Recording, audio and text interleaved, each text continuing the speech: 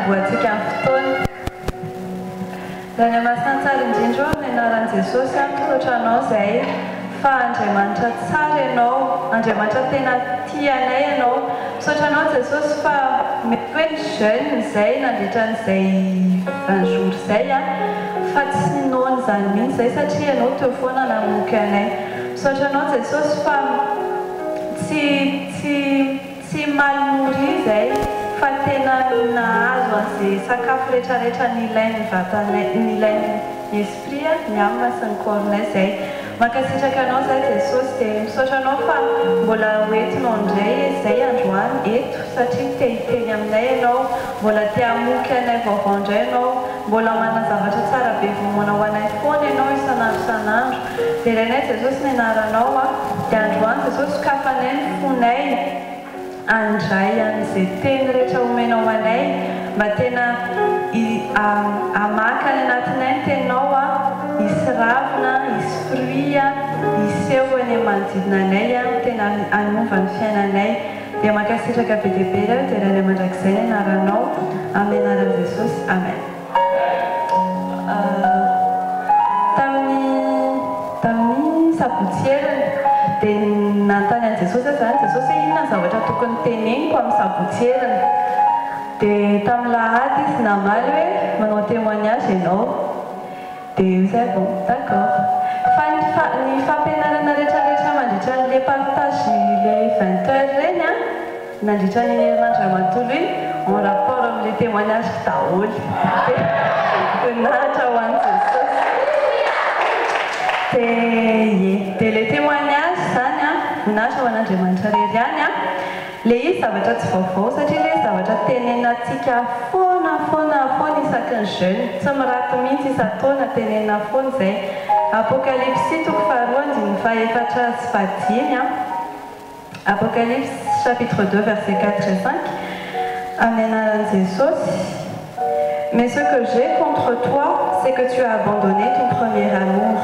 Souviens-toi donc d'où tu es tombé, repens-toi et pratique tes premières œuvres. Sinon, je viendrai bientôt à toi et j'enlèverai ton chandelier de sa place, à moins que tu ne changes d'attitude. Amen. Miverena amin'ny fitiavana voalohany. Tena misy an'izay foana isaky ny jeune tenena foana izay. Dia momba an'izay ilay fijoroana vavolombelona ho ataoko. Tamin'izaho nanomboka niditra HVKL tany Madagasikara tamin'ny 2007 dia entranesse Jesosy tsy tonga dia ilay hoe coup de foudre au premier regard. Tsy izay. Fa ny fitiavako an'i Jesosy izany nitombo tsikelikely, nitombo teny dia efa 2010 efa nanomboka nahazo fanompona tao amin'ny HVKL izay vao tsapako hoe tena premier amour, izay vao tsapako hoe izay ilay premier amour. Dia tamin'izany mandihy ho an'i Jesosy izany. Dia izaho tena tsy tia mandihy sady tsy mahay mandihy. Niinscrive avy mamanay tany anatina école de danse tamin'ny mbola kely tena catastrophe. Fa izay appel an'i Jesosy ilay izy dia rehefa mamaly dia noho ny fahasoavan'Andriamanitra dia lasa tia ilay izy no mahay, lasa mahay mandihy. Dia nandihy izany dia tamin'ny 2010 mbola ilay vao manomboka dia mbola midécouvrir zavatra rehetrarehetra dia tena zele be ireny mihitsy. Dia ninona zavatra hoe mankany an'andro na tena na ilay toerana torizana anaovana évangélisation tena tsy haiko hoe ahoana navitako natorotanatandreny fa vitako ilay tamin'izany dia fa tena hoe Jesosy atiako ianao vitako daholo zavatra rehetra fa ndao. Dia tamin'izany moa ilay olona miaraka mpiara-manompo tamin'izany antsoina zareo hoe sauterelle satria misaotisaoty foana faly be ny ato anatin'ny foko dia mafana fo be dia feno fitiavana an'i Jesosy be tato anatiko dia misaoty ho azy fa tsy dia tena tonga saina loatra hoe zaka misaotisaoty. Dia fa avy eo taty aoriana nandeha fotoana dia ny matotra dia ny lehibe dia tsy nisaoty intsony dia nanomboka zany naka aise nanomboka naka confort dia raha tamin'ny 2010 ohatrany ankizy kely hitanareo ilay izay vao mandeha fety foraine ireny ohatrany dia dia nanomboka tsy izay intsony fa lasa s'installer ilay habitude dia nefa izay mihitsy ilay olana rehefa s'installer ilay habitude dia lasa ohatrany hoe tonga ny fotoana andizana dia inona ny Corée Rovina mandia inona ny tenue aiza place zay fotsiny sisa le sady le rehefa les mêmes danses zany ataonao efa pour la 100e fois dia efa manana efa misy hoe eto ny placeko dia rehefa hoe tsisy olona hoy etsy fa mila maketsana eto ny placeko tsy haiko mandia eny fa eto ny placeko dia lasa manomboka manao non ohatrany hoe sarotra be zany tsy vitako zany tsy possible zany sarotra be nahatra n'ity chorégraphie ty tsy tiako zao dia lasa maka confort zany lasa naka confort dia lasa mipose limite amin'Andriamanitra hoe zao sa eto haiko dia manomboka eto izy tsy haiko intsony fa aza mpanaovina an'iny ohatr'izay lasa ohatr'izay mihitsy ilay izy dia mandeha fifadikana mandeha foana fifadikana dia tenena foana dia rena fitiavana voalohany à chaque fois mandeha foana ilay izy dia ny ato anatiko fantatro hoe tena lavitra be an'ilay fitiavana voalohany dia tena te hiverina amin'ilay fitiavana voalohany fa tena tsy hitako mihitsy ahoana ny anaovana an'ilay izy dia nisy fotoana zany nijery mandeha ilay manao méditation any ten'Andriamanitra ireny dia teo amin'ny fitaratra ny baibola zany teo amin'ny apocalypse 2 4 5 teo mihitsy dia eo amin'ny verset 5 misy hoe souviens-toi donc d'où tu es tombé misy hoe souviens-toi dia naka taratasy dia listeko hoe inadaholo nataoko tamin'izaho le tena hoe dans mon première amour niaraka tamin'i Jesosy fa maninona niteneniko hoe tamin'ny 2010 tena première amourko niaraka tamin'i Jesosy dia nilisteko ilay izy dia napetako tao anatin'ny baiboly mbola tia izy dia avy eo dia nivavaka Jesosy azaho te hiverina amin'io te hiverina amin'ilay état de cœur ako teo ampanompona tamin'io te hiverina tamin'ny relationako taminao tamin'izany fa tsy haiko hoe ahoana manao an'ilay izy dia mozy izy Jesosy hoe izaho mahay dia ny fomba nanaovany azy sokafany baibolinareo Genèse chapitre 12 verset 1 tantaran'i Abraham izy ity dia Abraham personnage préféré ako anaty baiboly dia matetika isaka misy zavatra lehibe momba ny fiainako dia ohatry ny tantaran'i Abraham foana ny amangin'Andriamanitra anako angamba ça passe mieux rehefa zao Genèse chapitre 12 verset 1 amin'ny anaran'i Jesosy l'Éternel dit à Abraham quitte ton pays ta patrie et ta famille et va dans le pays que je te montrerai amen dia tamin'ny voalohany aloha tena tsy vitako zany Jesosy fa appel à Jesosy ilay izy dia manaraka ny appel à Jesosy dia mandeha en fait izay mihitsy ilay solution hitan'i Jesosy tamin'ilay izy hoe amin'ilay confort rehetrarehetra efa nisy anahy ilay fianakaviana ilay mpiara-manompo efa mahazatra ilay miaraka groupe amina chorégraphie ilay chorégraphie efa mahazatra dia ao anatin'iny esoronao anatin'iny dia apetraka amina toerana anankiray tsisy nina fantatro tsisy olona fantatro dia eo zany vao découvrir indray satria ohatrany hoe taloha zao miara-mipetraka amin'ny dadanay sy mamanay zao miara-mipetraka amin'ny pasteur Onjy dia izy nefa voaingana izy mifantatra dia ny assemblée zao olon-kafa mihitsy ny asa fanimpoko zao taloha mandia zao saina miteny anatina micro fa sady zavatra tena natahorako mihitsy zany miteny anatina micro zany dia donc tena voanenarana daholo miverina nianatra mihitsy dia rehefa tonga teo amin'ilay tsisy nina fantatro fa Jesosy rehetra sisany tsy niova teo amin'ny fiainako dia verina ilay dépendance totale amin'Andriamanitra dia verina daholo amin'izay ilay zèle verina daholo ilay mazofoana dia verina daholo ilay asaina manao zavatra dia efa somary lehibe tsy misaoty intsony fa misaoty ny ato anaty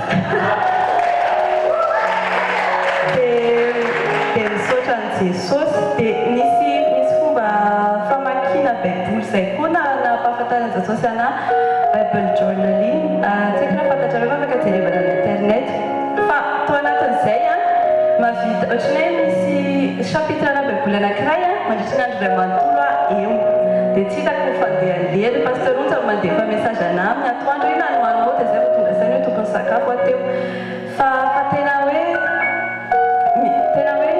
plongé anatin'ny ten'Andriamanitra dia tena ao dia verset iray ianao adiny firy eo dia na Saint-Esprit manome révélation mbola tsy fantatrao mbola nazara mbola tsy nahita an'izany mihitsy dia taloha pasteur Rodolphe le miteny hoe mitokana dia adiny efatra mitokana dotrany dia ahoana inafona hoe ataony ao anatina salle anankiray miaraka amin'ny Jesosy mandritra ny adiny efatra fa zao azoko efa maniny izy tsy te hiala ao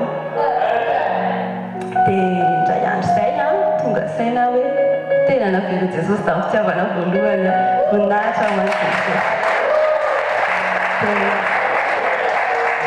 dia zao ny aton'izay fitsognana fahavolombely izay amin'ny fahamezam-boninahitra an'Andriamanitra fa fanahitana antsika tsirairay avokoa raha te hiakizehany talon anao ianao raha te hamerina ferveur anao ianao mila miverina amin'ny fitiavana voalohany dia raha tsy hitanao izay hanaovana azy ohatra anatin'ny tsy haiko mihitsy ahoana manao lisy dia teneny Jesosy mila miverina fa tsy hitako dia aseho any raha ohatra ka misy zavatra mety aseho an'i Jesosy aminao hoe ty io ny ataonao dia tsy hitanao mihitsy ahoana ny avitanao an'io dia Jesosy te hipimenter ny relation anao miaraka aminy izay satria raha vao misy habitude amin'ny s'installe dia tsy mety le izy dia ohatran'ny relation de couple misy ny relation antsika amin'ny Jesosy en fait mila izay dia teneny matetika koa Jesosy hoe tianao izy raha ohatra ianao ka tsy miteny anaty relation de couple mila mifampiteny je t'aime matetika sady ny je t'aime azo tenena anaty jeune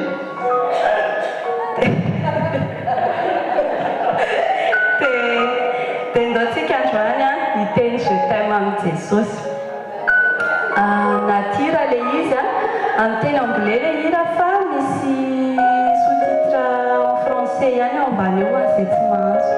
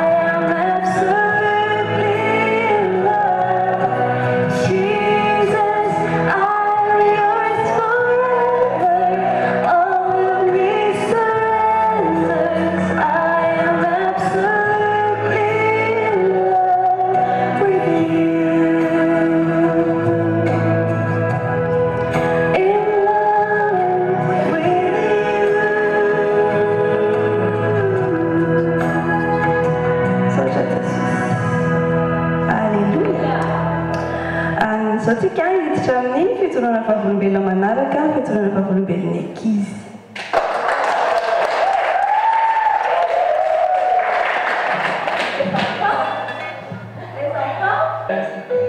Zastaterinamo mikarakara ny ankizy dia hitako hoe misy évolution be satria ny ankizy mila fampianarana dia io no tena sakafony dans toute la semaine.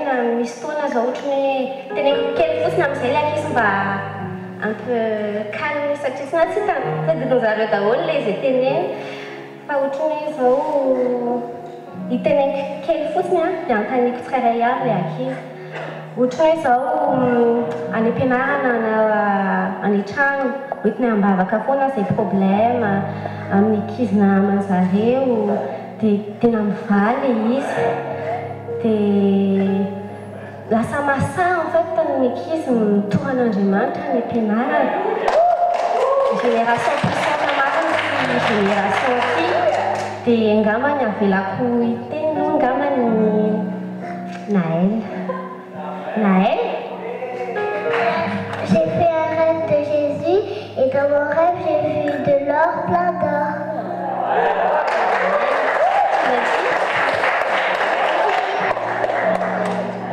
C'est moi qui dis? Non, c'est dit. En fait, Shiny, il avait des difficultés avec un copain, une copine. À l'école, on a prié et on a prié Shiny. Maintenant, on s'entend bien avec.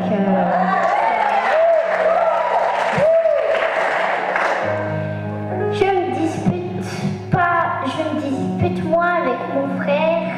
C'est grâce à Dieu et au Saint-Esprit. Amen. Merci Dieu que tu entres dans ma vie quand je suis venue à l'église. Amen. Joshua, en fait, Joshua, en am-pianarana nasian'le olona manao maîtresse manao yoga. Dia zay moa koa nianatra momba an'le Daniel hoe savoir dire non aux choses du monde. Le izy hoe c'est vrai laïcité fa tsy miankina amin'izany antsika. Dia Joshua il a osé dire non, je ne veux pas faire. Dia tsy nampanino. Gloire à Dieu. En fait, iny Angelo indray en fait betsaka moa zany anatin'ny tenin'Andriamanitra miteny hoe je mettrai des songes sur les jeunes et les vieux. Niny Angelo indray na songe. Ny songe moa zany dia hoe nahitan'ny Jesosy izy hoe enlèvement moa zany tena hitany. Dia misaotra an'Andriamanitra amin'izay zavatra izay. Dia kilaky efa hainareo ihany.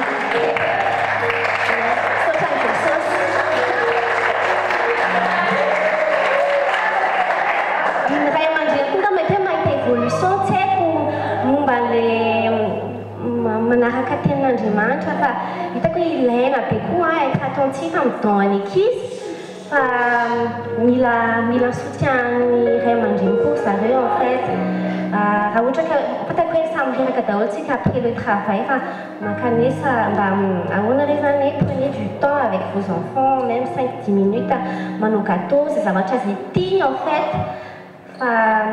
Ça évolue en fait et mahafinaritra ny relation entre Gloire à Dieu. Merci de misy ray aman-dreny témoigner momba ny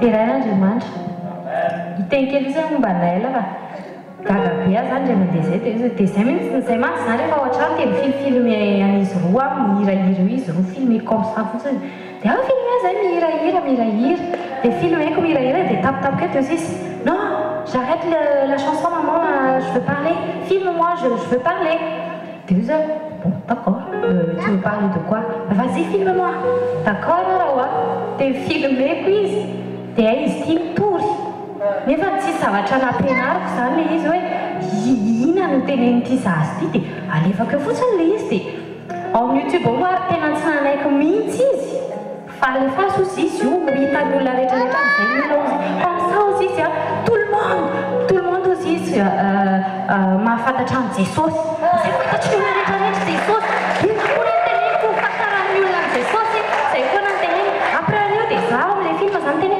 vita tapitra non c'est pas encore fini bon écoute ny eo amin'le caméra izy zany ny teny fa tsy aminah akory a dia mamerina mijery le film afaka jerenareo amin'ny YouTube ao moa zany mbola hoe zazakely izy miteny fa misy zavatra dia teo vao nieritreritra hoe za tsy nampianatra anazy an'izany aika misy mpampianatra avy amin'ny Jesosy a taty Rinas taty Francia saotra Jesosy tena eraina Jesosy tsy namezany anareo a mitondra reo zazareo saotra Jesosy saotra tompoko.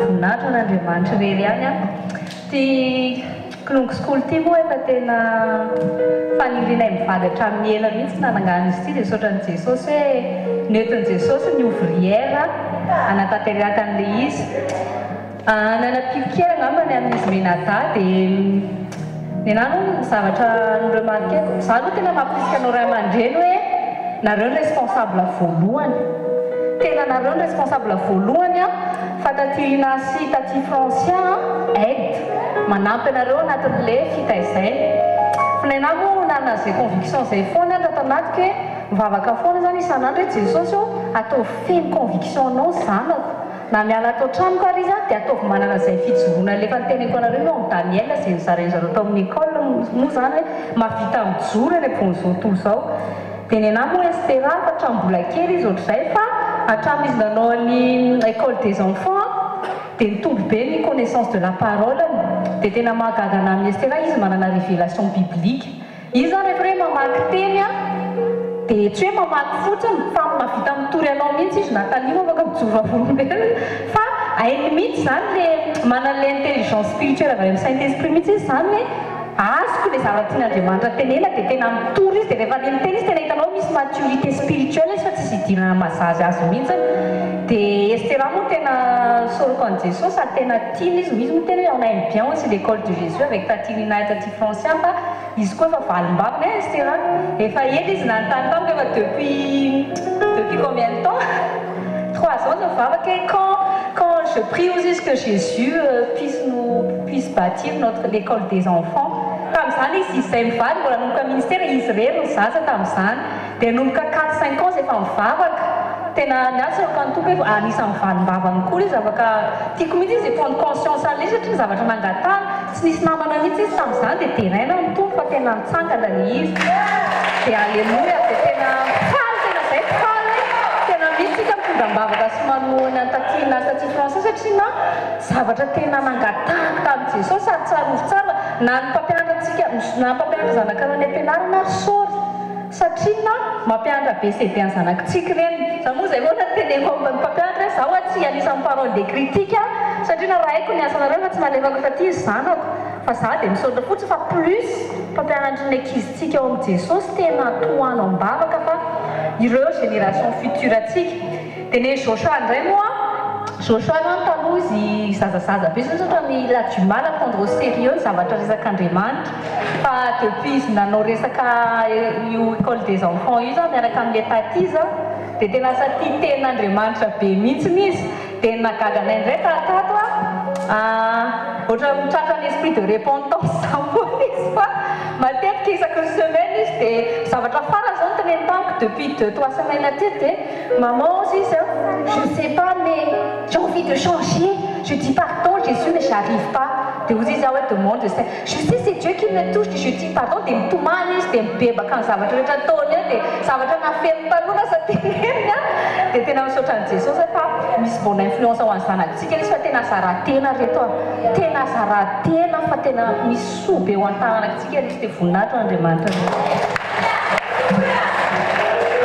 anapikelyn'izay koa zaho zany avy miasa dia misolo akanjo izy dia misolo akanjo dia il faut que je te parle papa aussi izy dia zaho zany aveloko fa manany any izy ty hoe bisouna ty izy hoe mikache zavatra tamin'ny papa aussi izy dia ohatr'izany dia izay mihitsy nahagaganay mivady mitomany izy sady mitenen'le izy izy hoe à partir de maintenant papa je vais plus faire de bêtises dia tena miala mivavaka eo izy mianaka dia mamelanao aho ako tiako tenena amin'izy izy zany mitodika amin'ny papa indray tsika moa ny papa zany mbola tsy papa sy ny aoma mbola tsy manana école tsika izy koa tsy hoe tonga dia mantenitena fotsiny ohatrany hoe SVK, SLK, Mercedes isan-karazany ty misesy eo daholo fa za zany tsy tiako le izy hoe forcena hoe misy le izy za tianareo fantatra fa manohana anareo kosa ndray en tant que père fa tena miteny anareo ary papa isany sy ry futur papa isany fa tena tsy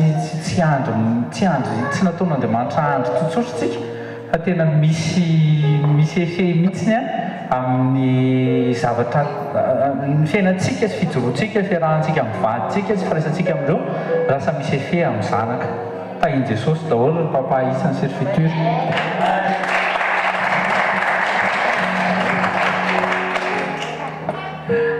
Finaritra n'Andriamanitra irery hitako koa hoe tena misy mandroso zany le zaza miaraka amin'le klongaskola sady le fahasotoana zany tena hitako hoe mahafinaritra be ohatra zao iaviana zany ao an-trano taloha nisy moment zany mamalimaly foana fa amin'izao fotoana zao izy zao ohatra hoe miaraka papa sy mamana izy dia makatao be izy tonga dia matadidy izy hoe ohatra zao dia grâce andray marina fa sarikelatra kely izy dia nampijereko anazy mihitsy le vidéo anael le voavoaka le iny dia nasiko anazy dafy egny ianao mijery aty nareo dia grâce zany te hivavaka fa nazy efa tsy mahay teny gasy izy tsy mahay teny vazaha dia tsy haiko izay anaovana anazy dia teneko anazy ataovy izay hainao dia nefa izy mazoto mivavaka ohatra zao hoe teneko ao aloha mba orompy kely namosiny eny dia izy tonga dia Jésus au nom de Jésus maman on n'est plus mal tonga dia teny an'izay foana mandeha ohatra zao foana dia mandeha mitondra tomobile dia au nom de Jésus mahita placeny eny tsisy mangataka izy miteny hoe mahita mambavaka fa tonga dia teneny dia iaviana moa zany dia misaotra an'Andriamanitra lehibe fa tena mazoto ary izy mihitsy no mitarika anay revo kamokamo taratara dia aingana mama fa tara be tsika mikolongaskola tsy mahazo mitaretrehitra fa raha tsy zany voabe de chef finaritra n'Andriamanitra irery.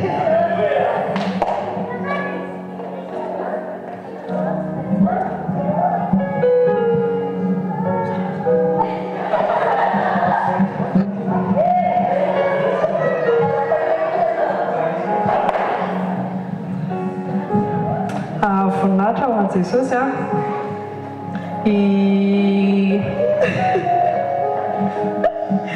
voninahitra ho an'i Jesosy ny zavatra tena mahagaga anahy en fait rehefa izay tsy ritsy rehefa manao erreur indray ao an-trano dia matetika le ankizy indray no manintsy anay foana izay momenatra kely anahy le izy en fait ohatra hoe misy zavatra teneniny avoaka le avoaka amin'ny vavan'le ankizy zany ohatry hoe parole de sagesse zany no mahatonga anao tohana sy mahatonga anao ohatry hoe tonga saina tampoka hoe ianao ray aman-dreny manano le ankizy dia tena mangina mihitsy mivava hoe ok d'accord tena manay dia gaga hoe misy parole de sagesse tampoka mivoaka zany eny amin'ny vavan'le ankizy mahagaga voninahitra ma Jesosy.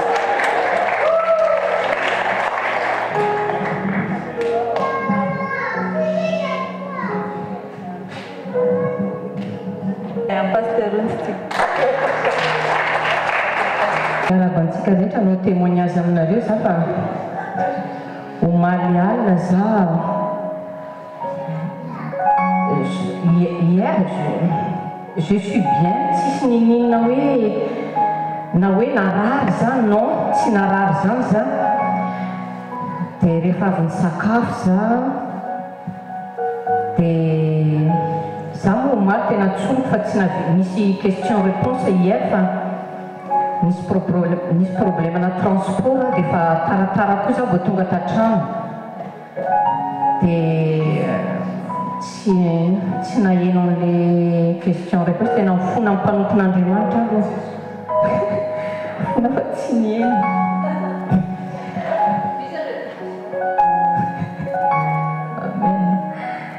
dia rehefa avy misakafo za dia avy eo moa za rehefa nanao prière que tout ça dia andeha atory dia rehefa atory za dia bon mbola tsy nahazo tory fa dia natory toy za tamin'io za mbola nieno ino mbola matetika rehefa tsy mahazo tory ohatran'io dia mieno Dieu mieno tenin'Andriamanitra dia rehefa vita miny dia najanako le audio dia eo amin'izay za hoe bon otsoko tamin'i Jesosy hoe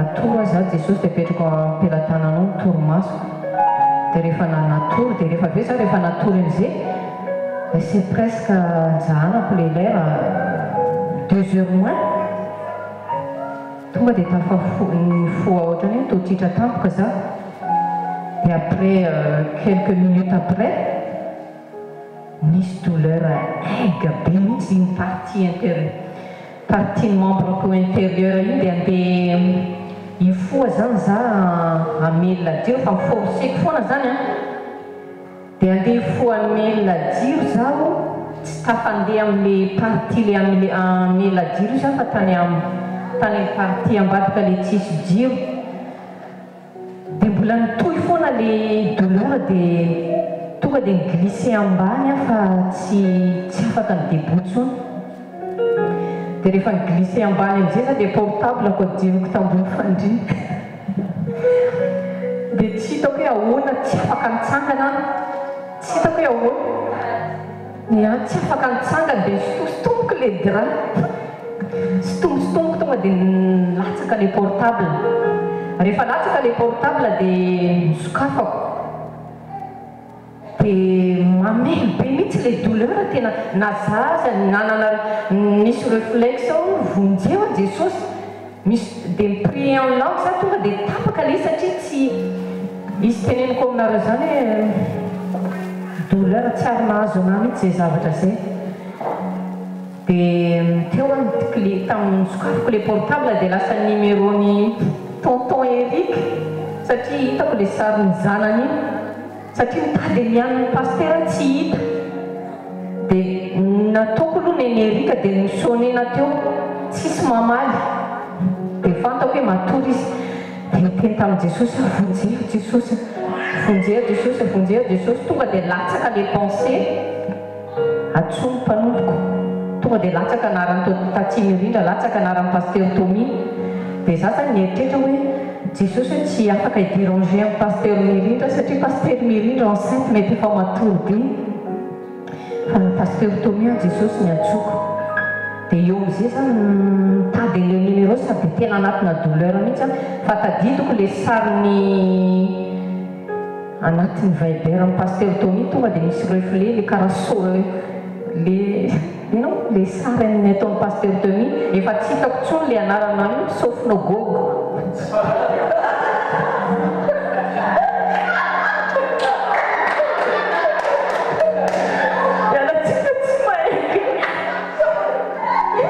efa tsy hitako tsony anarefa tonga dia hitako le tadidiko tsara le sary dia nataoko le izy dia nantsoko aloha paster fa tsy azo paster dia aveo moa paster nandefa message kapa ny paster iny dia namaly fa hitako le message tsy aminazy mihitsy dia aveo za le namaly hoe marary a paster dia aveo paster moa niantso anazy dia tenako paster hoe marary a paster dia paster zany prier fa rehefa paster ny prier j'ai senti il a quelque chose qui ça dégage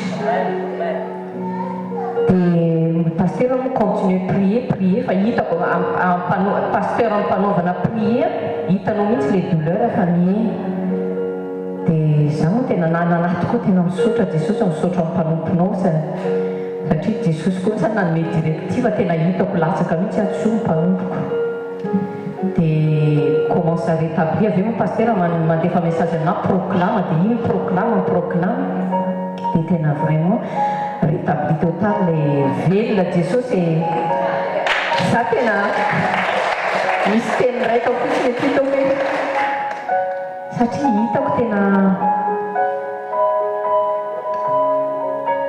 hoe azo ataontsika tsinotsino mpanompontsika fa tena nambaran'i Jesosy mazava tsara mihitsy oana fa tena mpanompony Jesosy vraiment je sais pas la suite mais c'est azo ataontsika tsinotsino le mpanompon'Andriamanitra fa tena nazava tsara mihitsy tena penser au mal et gloire à Dieu velona Jesosy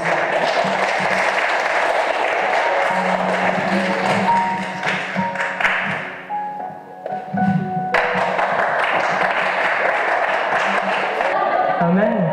tenenenao tsara ve anao hoe amen ary boana akaikinao hoe amin'ny fifaliana androany hoe tenenina akaikinao vany olona androany satria Andriamanitra mipamahana olona mihitsy manatrika eto hoe amen alleloia tadidio tsara ozy ny tenin'Andriamanitra hoe aroa no tena mivola mianaraka dia ampovoany amen tenenina akaikinao hoe manatrika anao hoe Jesosy hoe le Jesosy niarana an'ilay tamin'ny Petera sy Jonas sy Jakoba teny ambony-drano iny ihany eto mety tsy hitantsika fizikement izy fa eto izy amen sady velona ao anatinao koa izy mila manana zay conscience zay hoe Jesosy atao anatiko amen ka le zavatra nataony tamin'ireny ihany no ataony androany amen tenantany anao hoe sekolinina aloha androany karaha Jesosy ve ny ao anatinao misy zavatra ve ho impossible tsy résolve ny amin'ny fiainanao ahoana ay ray sady ary afaka ny anao androany maran'i Jesosy amen psaume chapitre 133 aitsika tsara psaume chapitre 33 ozy ny tenin'Andriamanitra hoe là où ils et les frères et les sœurs se rassemblent là j'envoie la bénédiction et la vie tenenina tateraka iteny io androany hoe jereo tsara rempli daholo ny condition mba afa miteny tanteraka rehefa miray ozy izy frère et sœur en Christ dia tsy maintsy tonga amin'ny bénédiction c'est la vie amen androany zany na tianao na tsy tianao tsy maintsy azonao zay bénédiction c'est la vie zay amen amen ka zay que tu le veuilles ou pas cette parole va s'accomplir satria Andriamanitra fidèle amin'ny teniny amen zareo tsara ty zavatra ty dia mitsara ty misy zavatra tsy fen'Andriamanitra raha tsy miray amin'ny assemblée anao dia miverina kely sady ny aparte kely ozy izy ny tenin'Andriamanitra rehefa misunir nareo dia misy bénédiction sy vie omeko anareo ny olona zany raha mijanona reny an-trano izy misy zavatra tsy azo misy raha tsy tonga izy misy assemblée miaraka amin'ny frère et sœur dia mbola mamerina any manena ny antso ho atsika zay ny internet any faly fotsiny mijery YouTube mba tongava reny amen tsy hoe filambany le izy fa misy bénédiction sy karazana fahasoavana tsy ho hitanao raha tsy misy assemblée anao entre frère et sœur Christ maro ao tsara marina fa ilaina ny endroit secret tenena kekeo ilaina izany fa misy zavatra hafa koa ilaina rehefa midemeurer anao miaraka amin'ny frère et sœur dia misy bénédiction hafa kely mihitsy amen ka zany mbola tariantsika foana hoe tongava foana sekoly tenenina akaikinao hoe tongava foana sekoly hoe aza manao école buissonnière antsony hoe amen anao satria zay grâce zay nomen'Andriamanitra rehefa misy assemblée tsika androany zany linosahatra fa misy bénédiction men'Andriamanitra androany amen ary rehefa miteny bénédiction dia aza tenenina foana hoe vola be trano be na matériel be tenena akaikinao hoe men'Andriamanitra daholo zany hoe fa rehefa misady rentsika Andriamanitra dia iny le ao esprit aloha zay foana tadio sy zay mba tonga any amin'ny tenin'Andriamanitra ny Éphésiens raisiny baibolinao Éphésiens chapitre 1 verset 3 Éphésiens chapitre 1 verset 3 ozy ny tenin'Andriamanitra hoe il nous enrichit aussi de toutes sortes de bénédictions spirituelles amen rehefa tonga zany ianao eo am'fanatrehan'Andriamanitra ny bénédiction spirituelle ka zay any an-danitra nomeny anao daholo amen nefa nitadio tsara fa tsika aloha en esprit tsika voalohany indrindra zay ataoko conscience tsara hoe za je suis un homme esprit rehefa mifanatrehan'Andriamanitra zany ny esprit mahazo voalohany indrindra amen fa tsy maintsika voafitaka foana amin'ilay zay zavatra bénédiction tsy maintsy hoe zao aloha ilaiky zao fa l'esprit mihitsy sady vesen'Andriamanitra aminao satria rehefa réglé l'esprit dia réglé koa ny vatanao sy mombanao ray manontolo amen ka tenenina akaiky hoe prends conscience que tu es un être spirituel avant tout amen de Jean 6:63 efa itsika foana mitenika dia fanasy fiainana ozy hoe la chair ne sert à rien zany hoe Andriamanitra zany rehefa miteny tonga dia l'esprit izy rehefa misady resentsika tsirahay zany izy être esprit io fa tsy être charnel zany hoe tsisy ilanan chair mihitsy dia zay mampatonga ny hoe tenin'Andriamanitra egalina fanahy manino mahazo an'ilay fanahytsika dia iny le mampatanjaka ny amanterantsika dia afaka tsika manino miafrontière ny zavatra rehetra amen ka tadio tsara zay zavatra tsy hoe tsy tian'Andriamanitra nao ny fitahiny tenenina keny manaraka anao daholo zany hoe Luc chapitre 12 efa averina foana fa ozy izy Andriamanitra hoe meko anareo ny vêtement meko anareo ny sakafo meko anareo ny zavatra rehetra fa nareo tsy mitady an'izany fa ny olo zao tontolo zao mitady an'izany fa zaho tsisy meko anareo maimai-poana fotsiny zany amen tenenina akaikinao hoe men'Andriamanitra nao maimai-poana daholo ny fitahina rehetra hafa fa ny fitahina ara-panao hoe zay foana iandrandana amen zay ao tsara tsika ka zay avety foana tsika dia homme spirituel voalohany indrindra ary zao raha tinginy zao il faut que tu prennes conscience qu'il y a un combat spirituel. Il y a le combat spirituel. Le combat spirituel égale l'opposition entre la chair et l'esprit. Il y a la critique, misfol. Il y a des missions fol. Ah, c'est que ça. Le chair, ça y va, ça fait tout. Le chair, c'est un doigt qui va être télé. Le chair, c'est un de ces coups qui va être un bon pandine. Il y a tout misfol. Le combat spirituel, misfol. Femme au point, nous avons la conscience du combat spirituel, miss. Deuxième automatique, il y a un tournage si coulé, miss lutte à fond, on a dit, faire votre qui s'en a, et nous savons qu'on a dit que dans partage de jeune, votre nourrisseur non spirituel, de mourir à sa vie, non, ça t'a dit, le charnel dans la ligne, mais le vent, de ne pas nous s'attendre à ce qui convoitise des yeux, convoitise de la chair, et au cœur de la vie. Amen. Et nous avons la timidité, on va la tenir demande, la timidité dans le demande, de mourir à la ligne, mourir à la ligne, Satan. Amen. Mourir à la ligne, à sa ligne, la ligne. Vous avez le combat spirituel, vous avez. Tenez le quelqu'un, oui, à sa ratio, nous allons tenir demande.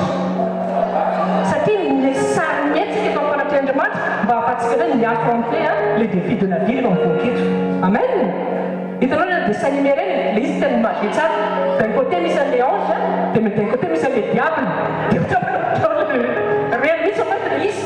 Satan, par tous les moyens, titiller nos policiers, on va y pêcher là, non, par tous les moyens. Il fallait pas amener ça spirituel là, non, soit Satan a mis ça, il fallait demander ça, demander c'est non, l'armée de Jésus. C'est un homme spirituel. Amen. Si tu ne nourris pas ton spirituel, tu vas toujours céder aux tentatives du diable. C'est la vérité de la bataille. Si tu nourris ça spirituel, tu mourras Satan qui ont fait là. Deuxième fois que tu m'as demandé comme thème, soumettez-vous, vous êtes à Dieu et le diable fuira loin de vous. Le secret, si tu ne te soumets pas à Dieu, le diable ne fuira pas, au contraire, il va t'attaquer. Amen. Si tu te soumets, il ne va se soumettre à Dieu, c'est-à-dire que tu nourris ton spirituel, tu nourris ton intérieur par la parole de Dieu. Il faut que ça aille, il me choque à Satan. Mais si tu ne Satan, tu vas en appeler. Matthieu 4, il va faire la l'autre, c'est sûr, il n'a même pas besoin de chasser le démon. Il fallait faire un changement de vie, les hommes spirituels étaient dans ma tante, il va n'appeler comme Satan. Alors ça, il t'en donne, il faut une coupe de frère, on a rien de Jésus. Amen. Quand elle est ici, elle tombe en zap, elle ne tient pas dans l'eau. Il faut une bénédiction, c'est richesse spirituelle à faire, il y a affronté un petit anti. Amen. Je crois que vous êtes là,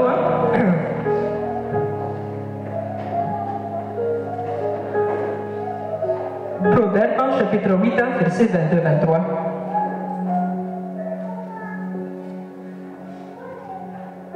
Proverbes chapitre 8, verset 22-23.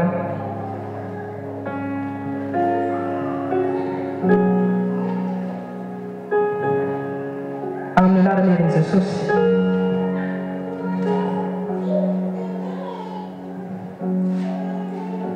Le Seigneur m'a conçu il y a très longtemps comme la première de ses œuvres avant toutes les autres. J'ai été établi dès le début des temps, avant même que le monde existe. Amen. Tu as de la valeur aux yeux de Dieu. Ta venue sur terre n'est pas un accident. Mais ce matin, nous l'avons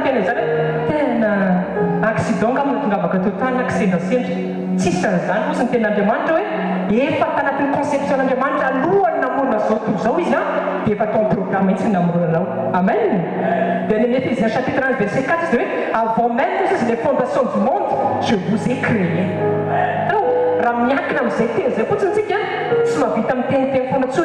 Je suis un moins que rien, ma vie n'est qu'un accident. Je suis raté ma vie.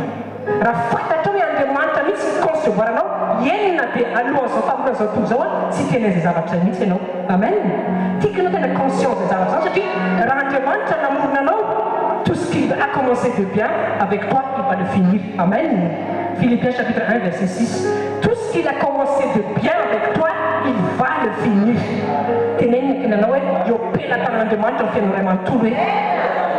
C'est le temps qu'il a une prise de conscience.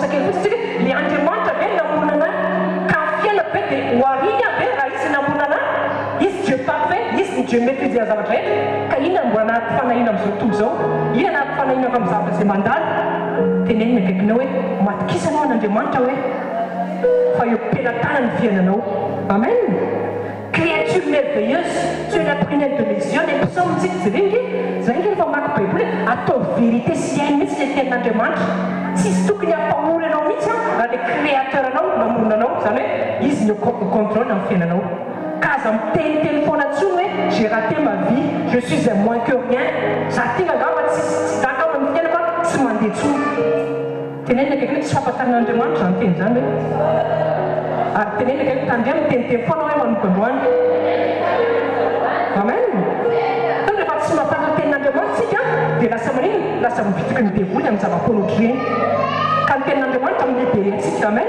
Zay tena andalantsika sekoly satria rehefa misy vérité dia manino manafaka anao. Androantsika reçoit ta liberté au nom de Jésus. Amen.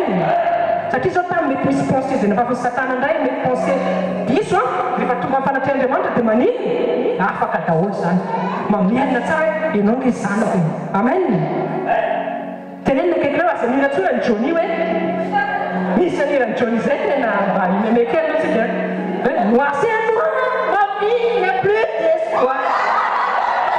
Tsy fahafantaran'Andriamanitra zany tenenina akaikinao misy espoir rehefa hoanan'i Jesosy hoe misy fotoana kristianina mbola mihina ny zavatra zany nefa rehefa fantatra hoe le Dieu d'espérance ao anatiny. Amen. Tenenina akaikinao tandremy ty zavatra ilaina hoe ahoana tsisy espoir. Jesosy hoe lumière, izy mame lumière n'éclaire les zavatra rehetra ka manino mbola mihina noir c'est pas les plus d'espoir. C'est le 4e Bible, Romains chapitre 15, verset 13. Romains chapitre 15, verset 13. Le Dieu que tu sers est un Dieu d'espérance. Amen. Romains chapitre 15, verset 13. Reste nous ça, verset 6, ça, mon appétit. Au nom de Jésus.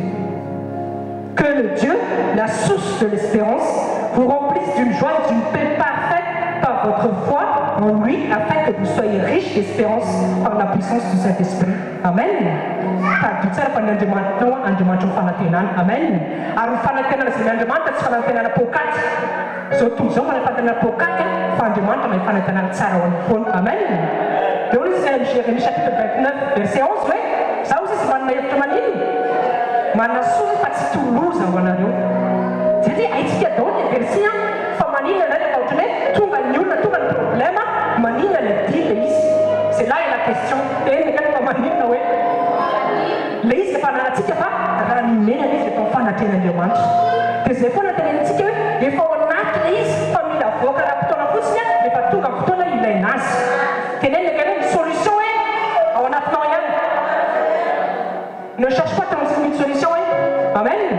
Et ne cherche pas quoi me dire comme ça. Quand la solution est en toi. Amen. Il faut en attendre les choses qui font voir ici, voir ici. C'est une exit. Il n'y a que le sexe. C'est ce qu'il y a. Amen. De mon frère, je vais te coller une feuille. Il y a une bourse, c'est ça, le temps sera composé. Ça tient une mise.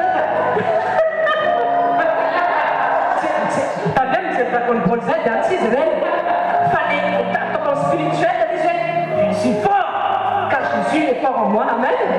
Le mission de la vie, oui, c'est ça, combat, des ça va l'inglet, on finit à le pas spirituel, tant que ça qui m'a dit, c'est on a. Tu prends conscience de qui tu es,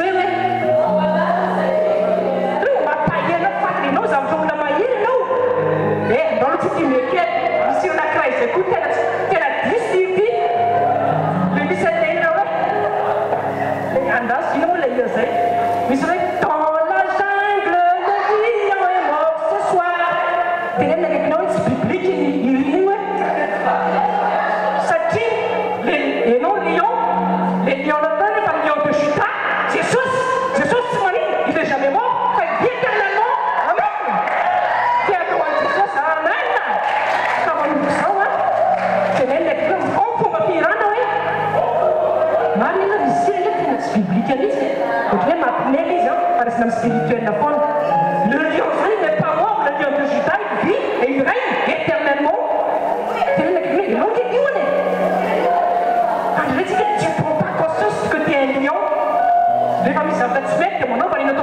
de riz.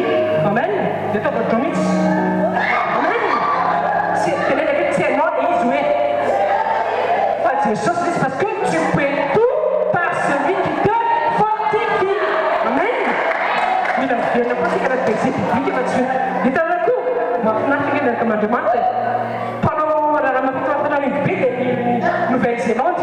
Haitsika tsara re.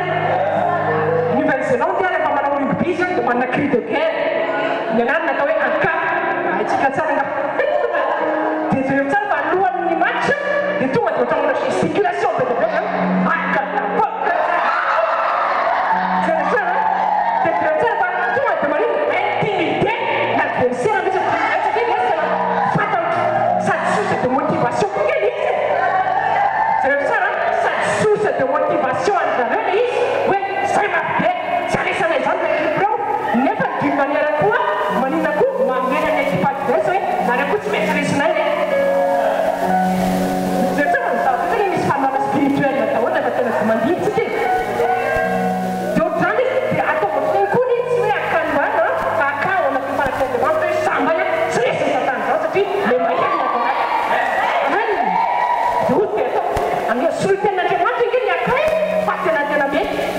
Je suis plus que vainqueur en Christ. Amen. On demande si tu me dis c'est vainqueur, non? Enfin, il insiste plus que vainqueur. Je te demande. Et assemblé en fait, c'est biblique, non, non, c'est mon nom, par exemple, nous, si Satan a fait la vie. Amen. Ça tu dis, c'est un demande, on a fait ce nom. Amen. Car un million est un demande de boumi. La personne, ma personne est un demande. Quand on va faire un cas, amen. De proclamer pour un demande. Tsy maintsy mitsoaka eo fiainanao Satana. Amen. Dia zay nge nampianaratsika natao sekoly misentraîner tsika. Tena ndraikinao mila misentraîner tsika hoe. Dia tsika be tsika fa hoe tsika soldat. Tadio tsara fa le soldat reny a, ny GIGN reny. Tsy hoe rehefa tsisy ny intervention terroriste dia manabetary fotsiny any matory ambony fandriana. Fa au contraire na tsisy ariny ny zavatra famonjena tokony ataony a. Manao entraînement fony reny tous les jours. Ohatra zany koa pompier de Paris. Fa ina moa le bureau l'entraînement, oui, tonga fotsiny intervention anankiray tonga dia polisi hiatrika an'ilay izy. Tenenina akaikinao ilao koa s'entraîner atao fanatren'Andriamanitra. Ampianarana antsika, mena verset tsika, ampianarana antsika inona ny attitude tokony atao teny. Mba rehefa tonga ilay olona, haitsika amin'izay fa hoe mampiasa azy ara-potoana. Tenenina akaikinao mila mizatra hoe mila s'entraîner foana hoe. Ka ne refuse pas l'entraînement. Amen. Ohatra Usain Bolt ihany koa, hitantsika tsara eny. Alohan'ny sprinter eny ohatra manao geste hafa mihitsy ny alohan'ny hazakazaka. Ohatra mitenitenanao any caméra io, tsy fantatro na miteny amin'ny teny sy fantana hoe ohatra ny manao fa c'est une source de motivation hoe mahena tsy maresy an'izany na verset fa tsy maintsy izany voalohany. Ianao koa manana zay attitude zay anao dans le spirituel. Amen. Fa dia mahena miaraka fa tsy oraraka mandrakizay zany satria Satana zany natao tsara zany anaran'i Jesosy. Amen. Ka rehetrarehetra mila rano miaina reny fa raha zany eny dia matory. Ndraindray le lion anatinao asana matory dans la chaîne nefa izy fa tenitrotry. Amen. Tenenina réveille le lion qui est en toi. Efa inarantsika zay raha tamin'ny zao tamin'ny école de prospérité hoe soit tsika manana comportement en lion, misy fotoana tsika manana comportement na lion, misy fotoana tsika manana comportement na brebis. Rehefa manana comportement na lion tsika dia anatia problème, dia anatia ny aretina, dia anatia circonstance maro samihafa. Lion tonga dia vao mijoro fotsiny anaty chaîne tonga dia mitsoaka daholo ny antinao rehetra. Amen. Satria fantatry ny biby eo amin'izany fa le lion c'est le roi des animaux. Dia amin'ny maroyage rehefa tonga ny roi tsy maintsy manino, tsy maintsy mandohalika daholo ny suzy rehetrarehetra. Amen. Ianao koa zany mahita fa rehefa mijoro ianao en tant que lion mandohalika daholo koa ny problème rehetra amin'an'ny Jesosy. Fa mila conscient ianao hoe za lion, tenenina ianao lion hoe dia ataovatra le rehefa atao koa amin'ny hoe io. Atao zay izy dia mahafinaritra be ny izy io. Mraniny temps ao anatinao le izy mba ahafahana tena matsapa izy ianao. Amen. Liona tena mahery vaika. Amen. Fa misy fotoana koa tsika brebis tsika manana comportement na brebis tsika rehefa ny eo aloha ny tenin'Andriamanitra. Rehefa brebis tsika dia humilité. Tenenina humilité. Rehefa miteny Andriamanitra dia manaiky. Rehefa miteny zany ok Jesosy. Zay tsika na tokony hanana comportement de brebis. Fa rehefa anatia ny circonstance rehetra tonga dia manina misy autorité. Zay zany napartagen'ny datory izy tamin'ny anahy.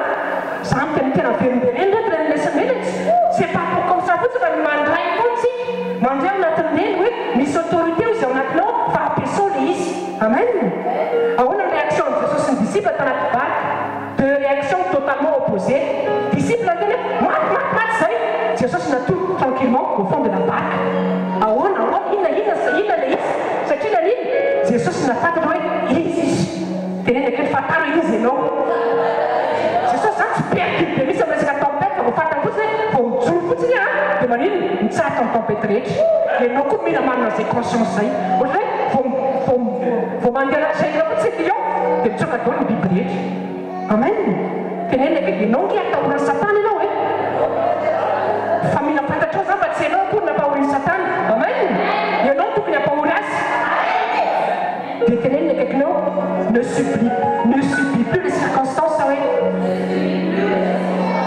N'encaisse plus les coups, oui. Moi, je sens, le récit qu'elle a pas continué à la trouver un problème. Yo, c'est ça qu'on peut faire foot. Aujourd'hui, si tu as ça, moi, nous prenons demande que moi, je viens demande ta vie. Deuxième fois, tu vas demande, ne savez-vous pas que Jésus-Christ est en vous? C'est là, ne sais-tu pas que Jésus est en toi, oui? Si tu le sais, pourquoi tu es comme ça? Si tu le sais, pourquoi tu es comme ça, oui? Amen. C'est une lisa, mais non plus c'est lisa pour on a, mais reste à l'identité, so tu fais attention l'identité non, la migliore non, avant la sa brebis, vas fare attention. Ma non, fa fatale c'est non, ma yeni. Amen. Mais ma yeni la kam, ça il a la foi, c'est proclamé. Ça m'a même dans la non déjà, de manière que les femmes zulon non tenant de manta, de maman ne faut pas tenant de manta. Amen. Comme on dit ça, ni la circonstance où est je suis désolé de te dire, mais les épreuves existent. Oui.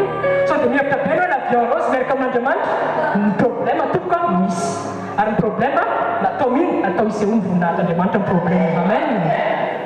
Tu n'as pas vraiment tout mis un problème. Au moment où tu as massé avant que les opérations demandent, mis un problème. Non, tu mets un problème. Pas de quelqu'un qui va pas parler. C'est ça qui va arrêter sur tout ça. Amen. Vous êtes allé dans chapitre 16, verset 33. Sur tout ça, ça veut dire qu'il y a des problèmes. Ça et on arrive sur tout ça. Dans ces thèmes, on a oui, mais c'est un problème.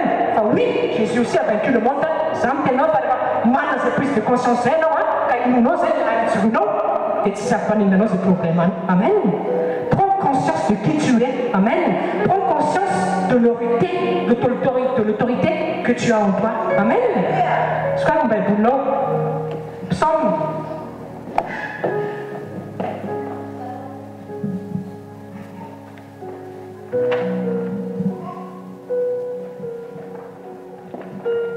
Psaume chapitre 8, verset 7.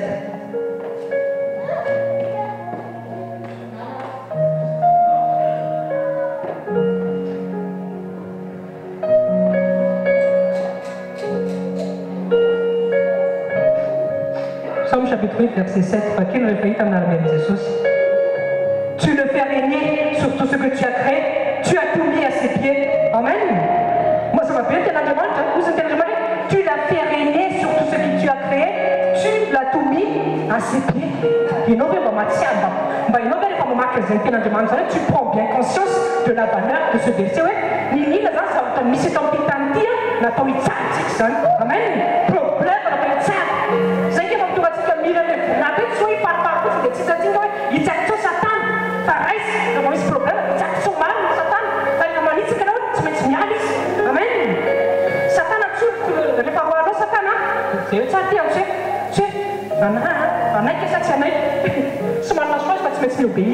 Satria ny autorité anatinao efa autorité ambony ny autorité rehetra natao anaiky izy sy mifahefana rehetra any an-danitra dia tao tany dia any ambany tany ka le izy mila mijoro amin'izay dia ampiasainao izy dia tsy manana choix satana qu'il veuille ou pas tsy maintsy miady izy dia efa michassé anao amen dia nanakekinao ampiasao amin'izay any izy hoe amen fa rehefa tsy ampiasainao le izy dia manino izay rehefa soavana le ferveur rehefa tsy ampiasainao le izy dia matoy dia izy satana afaka manotika anao amen kandroany izy raha nimena ndray zay ferveur finomy zay zay ferveur na guerrier zay ambany anaran'ny Jesosy tena que tu es un guerrier hoe guerrier zany il y a un combat sisy an'izany mihitsy soldat mipetrapetraka fere tompoko tsy maintsy mianady amen ary miatsika tsy adyranova fa ady spirituel dia izay mahatonga atsika mamoky ny être spirituel atsika afahantsika miaffronter ny épreuve rehetra izay alefa ny satana amen ka ny épreuve eo tadio tsara na ny ampianarana atsika mandany épreuve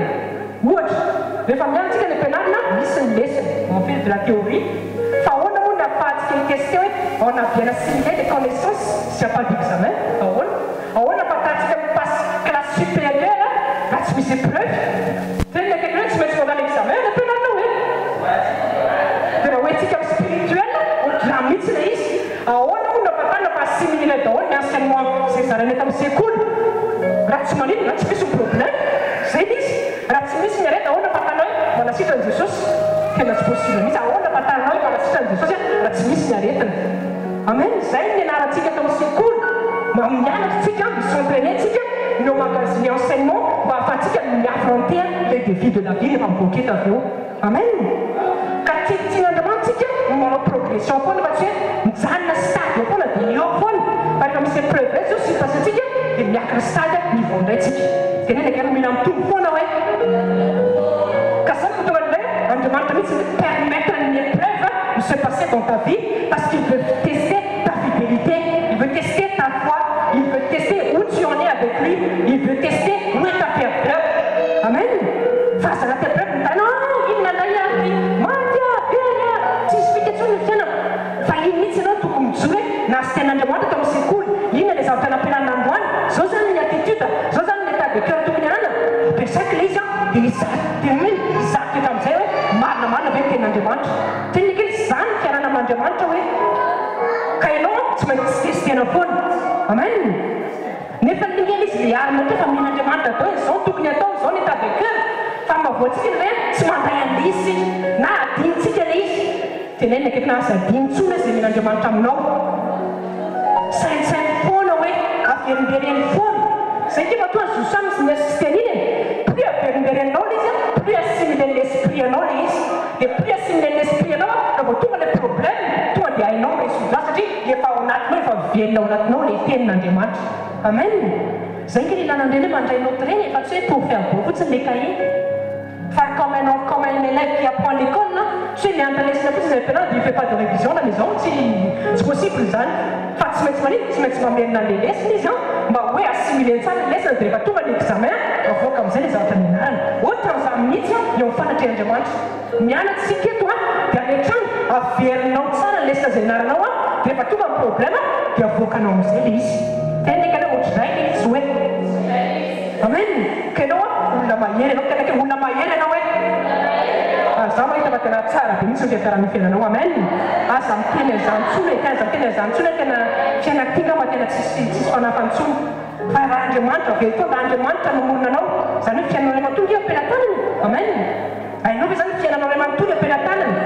dia notsara ty tsy miproblème akory midika hoe tsy tian'andriamanitra ianao tsy miproblème akory midika hoe tsy eo aminao koa andriamanitra zao tadio tsara andriamanitra souverain zao tadio tsara rehefa manina rehefa maty ny zanak'izay tsy niazakazaka jesosy tonga da am'izay andiazakazaka be manino amo azy fa nataony jesosy ny zavatra zay nataony rehetra ka ny matsao satria fata fa rahajory fotsiny izy rehefa tonga any dia tsy maintsy hitsangana le zanak'avin'izay no satria ainy jesosy izy ina le autorité ao anatiny ianao koa rehefa miarika problème aza mikropaka zany tenena kay hoe relaxe foana hoe sadio tsara fa ny disciple atao anaty baraka mikropaka jesosy natory avereny foana zay image zay deux caractères deux attitudes complètement différents dia vao nitsangana fotsiny jesosy dia manino dia nitsahatra ny tempête amen anaty problème voalohany indrindra de meurtre pour de la paix amen tadio tsara fa ton Dieu c'est un Dieu de désordre et non de paix zany hoe raha misy désordre zany amin'ny fiainanao tsisy Dieu de paix c'est un Dieu de paix mais pas un Dieu de désordre amen alléluia amen zay tadio tsara fa rehefa tsisy paix amin'ny fiainanao tsy asa aminao mihitsy andriamanitra zay paix zay tehirizy ao anatinao foana zay zavatra zay secret fitahirizana amin'ny paix mifakazara amin'ny tsy to dia manino adana amen fakazanao ny tenin'andriamanitra sy mifanatrehan'andriamanitra mampisy an'le pisy mitoetra ao anatinao amen satria jesosy mihitsy il a appelé le prince de paix ka ianao raha vao tsy mifandray amin'ny source prince que Dieu intervient dans ta vie. Alors, manana foana zay be zay manana foana firaisana amin'Andriamanitra. Ianao zany aza manantena mihitsy hoe tafavoakana problème raha tsisy be. Satria raha tsy mahita be Andriamanitra tsy azo amin'ny fiainanao mihitsy izy. Satria zay caractère zay caractère-n'Andriamanitra zay izy anatin'ny be foana miasa. Ka zay relaxa fotsiny hoe relax, ny solution tenin'Andriamanitra. Rehefa milona miaraka amin'Andriamanitra anao dia il te donne sa paix. Amen. Toy ny tenin'Andriamanitra hoe je vous donne ma paix. Amen. Reste tetan'Andriamanitra anatinao atomoko anatin'izay fa tsy hiala fotsy zay maran'ny Jesosy. Ary rehefa tonga amin'ny problème dia tena mijaly anao maran'ny Jesosy ary amaly anao dia tetan'ny Jesosy. Amen. Amen. Nous dans les Philippiens chapitre 4 verset 7, Philippiens chapitre 4 verset 7, et la paix de Dieu qui surpasse toute connaissance. Vous savez, il peut y avoir il y a autre circonstance à être, c'est mis comme d'autres outils, avec un maîtriser situation. Vous savez, répondre à la paix de Dieu, qu'importe les problèmes, il faut dire ça, dans sa vie, il faut bien dans la vie de Dieu. Vous savez, cette paix surpasse toute connaissance, cette paix surpasse tous les problèmes. C'est l'énergie que Dieu te donne un tout point qui fait qu'on arrive au maintenant. C'est que vous avez dit que les pistes, c'est pas les pistes, c'est une piste, c'est un tsar. C'est une attitude de caractère de demande qui nous appartient. Amen. Quand solution, il y a des bonnes solutions, quand c'est une solution, il y a 14 heures à des social. Surtout, vous avez tape dans la calée. Surtout, vous avez on a poussé, surtout, vous avez pas comme un mat. Putain, surtout, vous avez pour te donner la vie après. Putain, surtout, vous avez dans longtemps, c'est social. Amen. Casalania, Atalanton, qui t'a de prochaine fois, par le message, comment tu envoies et on a pris. Prends conscience que Dieu en toi. Prends conscience que le Dieu de victoire est en toi. Parle pour ce qu'il y a derrière, le Dieu de victoire habite en moi. On fait la confiance. Qu'est-ce que c'est? On t'a fait de victoire, tout le monde. On est le Dieu de victoire. Pas le Dieu de victoire habite en moi, dans ma famille, dans mon travail, dans mon couple, dans mes finances, dans tout ce que je fais. Amen. Il est le Dieu de victoire. Il reste comme Zélis. Amen. C'est une examen qui est dans le demande. Victoire pour notre réaction. Amen. Moi, je dis, parce que j'ai ce problème qui a été dans le pandesounia. Pandesounia, non. Amen. Alors, ce qui est dévoule, quand les émissions sont dévoulées, il va tout un problème. Et qui n'a qu'un conseil en métier et non laissé. C'est pas pour que ça vous gagne, non. Et c'est cool, il y a une demande, c'est pour nous, ça pousse. Ah, c'est lui, c'est un déroule. Et c'est cool, il demande, c'est pour nous, ça pousse. Tout ça mal, nos coups. Et bien, il y a quelqu'un, il demande, il y a une mal, mais pas ça, pendant. Amen. C'est pensé, c'est lui, il y a quelqu'un qui déroule, on fait un nous, et c'est cool, il demande, maman, et nous, mais pas Dieu est au contrôle. Dis à ton voisin, Dieu est au contrôle. Si on demande, c'est un mal, non. Quand on demande, il y a un tépoulot, il faut aller comme tépoul. Amen. C'est dit, il va venir dire, mais si attitude d'attaquer la demande, on vient de dire, va faire la demande, on va intervenir, on vient de dire. Amen. On demande illimité, hein. Face à la canne, on limité à ce tépoulot, à l'incrédulité, non, les. La demande, tout pour ça, on va aller éclairer, hein. Et pas de soumis, non, hein. Et pas de soumis, on a peut-être assez la saille. C'est avec intervenir, on fait la nomitis. C'est qui? Oui, c'est moi, la poule, on va se faire acheter à la demande. Non, il faut aller venir dans ton temps, sans tout les nanos, sans l'état de cœur, sans tout le sénano. Amen. Maintenant, je fais être dans ma Dieu. Que eu se pensée curieuse, les pensées rates, il y a ça, mon appel à midi, il y a ça, demande. Et sur le sauter, maintenant, tout fait, il y a une pièce de mystère, il y a une pièce de zanda, c'est bien dans ma Dieu, ça fait être dans négatif. Et on va le mal dans le sang, et si il y a ça, moi, demande, tout ça demande. Voilà, c'est pensé ça. Et moi, pas tout, c'est cool, résolver ces batailles, purifier notre demande, amen. Et commencer à notre demande, il y a la dose de pensée négative, il y a la pensée négative, avant qu'on ait une demande, on a Jésus. Amen. Dieu se tient en demande, ma parole aussi, c'est pour purifier. En dans la décide à nos couleurs, il y a une purification spirituelle, dans la demande qu'on fait en nom à Jésus. En dans une caractère de pensée négative, parce que nous sommes dans la Dieu, vous allez la même chose, qui est la demande, là, c'est notre pouvoir, en menant à Jésus. Amen. Alors, il y a une importance dans la demande, et sur la mise en œuvre, c'est métier ainsi que c'est un peu de temps, pour le moment, dans ce tout. dans les personnes qui misy teny collègue, c'est qu'ils vont voquer, qui ne passe au monde. Mais tu as besoin de la parole pour que ces pensées du monde ne te polluent plus. Et nous allons renouveler ma caractéristique. Imaginez si c'est un élément de automatiquement, ce sera la pensée du monde. Automatiquement, ce sont les raisonnements du monde. Et il n'est pas n'importe quel monde. Le monde, tout est en race. Et il n'est pas Amen. C'est n'est pas quelqu'un. Bon, maintenant, il faut nous aider à demande. Il faut nous aider à Amen. Quand même, pour nous, Luc chapitre 8, verset 43. Ça nous fait demander ça, c'est pour nous, Luc chapitre 8, verset 43.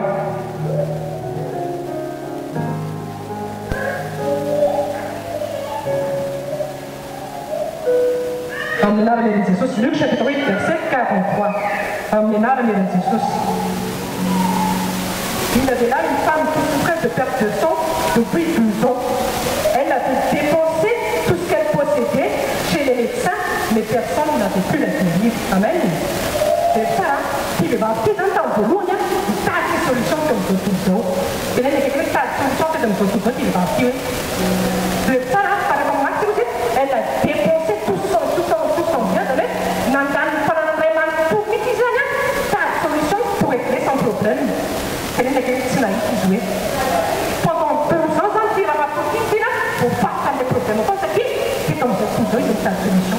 Dites-nous, et dans le tas de notre solution, et comme ça, tout ça, c'est une famille, c'est nous. Et le seul maintenant, une fois qu'on est dans Jesus, le problème, c'est que pendant 12 ans, on est cliquement dedans comme ça, pour s'intéresser Jésus. Amen. Nous, récupérer l'alimentation pour le sacrifice, nous avions fait comme une fois pour nous, maintenant, nous savons totalement. Amen. C'est ça, je disais.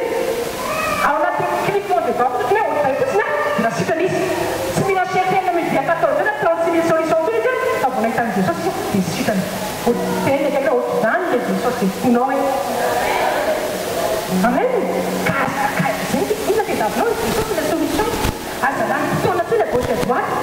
Il est pas mal. Le chrétien n'a plus d'abord, le chrétien m'a dit ça. À gauche, à droite, en haut, en bas. Vous faites tout droit le chemin. Je suis le chemin la vérité. Si vous faites à gauche, à droite, à gauche, à droite. Le chrétien n'a pas d'abord à gauche et à droite. C'est quoi là? Mais vous dites, le chemin est tout tracé. Je suis le chemin. Suis-moi tout simplement. Amen. Parce que je suis la vérité. Alléluia. Tenez quelqu'un et Jésus est la vérité. Oui. Ça m'a foutu. Je me dis que ma fiante. Jérémie chapitre 6, verset 16. Il va vertir Japonais, la mise dans le Jérémie chapitre 6, verset 16. Zana Israël, mise en tient comme la demande, c'est à la parole de demande, n'a de ménor dans la nation. Mais sur la petite mise de belle, les intérêts comme tu dis, en demande est illimité, petite mise limitée, en demande de vaccinité, les vaccinés malades, tatane. Ainsi que ça. C'est une déclaration de ça, mais Amen. Alléluia. 2 Corinthiens chapitre 2, verset 14. Apparemment, la femme identité à nous. 2 Corinthiens chapitre 2, verset 14.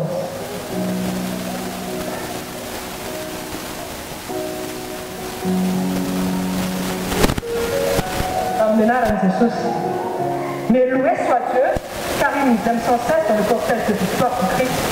Par lui, il fait connaître le Christ en tout lieu, comme un parfum, l'odeur est bon parfum. Amen. Il nous fait aussi toujours triompher en Christ. Amen. C'est vrai que ça n'est pour terminer. À chaque fois que je demande, en toutes circonstances, ma triomphe parce qu'il y a plus. Et nous, ne va pas t'attendre comme tu es dans nous.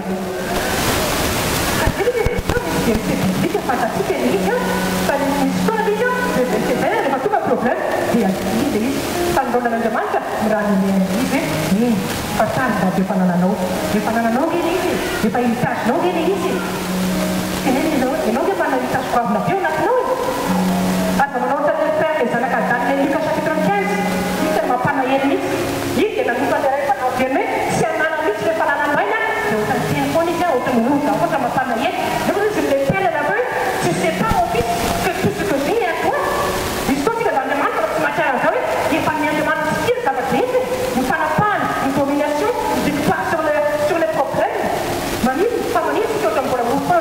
zanaka adala miovy zany atilidy zany mamokandroany miara-mana jesosy ny tenin'andriamanitra rehefa tonga amin'ny fiainanao dia miéclairé koa ny fiainanao amen amen androany hoe éclairé ny tenin'andriamanitra ozy ny tenin'andriamanitra hoe la parole de Dieu c'est la lumière ninina zany ny karazana famezinana zay misy amin'ny fiainanao androany zany miala daholo amin'andro jesosy satria manino rehefa tonga ny lumière miaizina ao zay tsy nanaka anazy zany hoe tsy afaka mitoetra mihitsy ny ténèbre rehefa eo ny lumière ka lumière tompokoa hoenty ny tenin'andriamanitra androany zany mety tsy hitanao kory fa misy transformation miasa ao anatin'ny fonao satria ny tenin'andriamanitra zay torina aminao mitondra lumière ao amin'ny fiainanao amen ianao ka zao tsy mainka fa misy opération atao Saint-Esprit Saint ao anatinao zao fotoana zao manangana nino manangana ny amin'ny tenanao ianao tsy mety mavatra raha mety misy ataka ny devolony ato anatin'ny corona ihany fa no tenin'andriamanitra zay fanasianany sy anao azy mahazoazy fahasanana nofo rehetra zay torina aminao dia manasitrana anao ny izy amen mila conscience zany tsika hoe eo fanatrehan'andriamanitra misy opération tahaka zany foana amen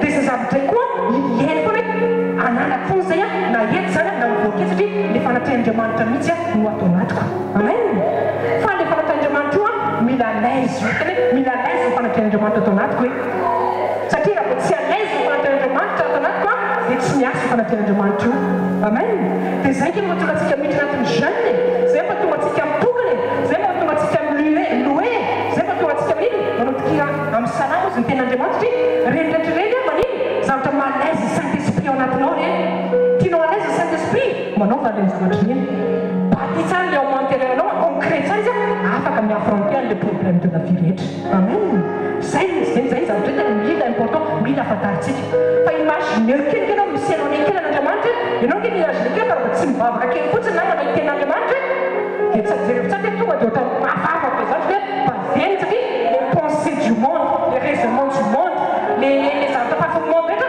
lasa miditra ao anatinao dia mipolio anatinao dia iny amizay tonga le iny midoute crainte mifanahiny maniny lasa tonga daholo le tontolo tsy araka sitrapon'andriamanitra iny amen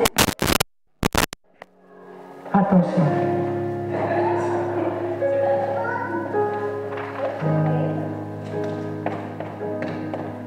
sokafonay baibolinao amin'ny Romains chapitre 1 verset 16 Romains chapitre 1 verset 16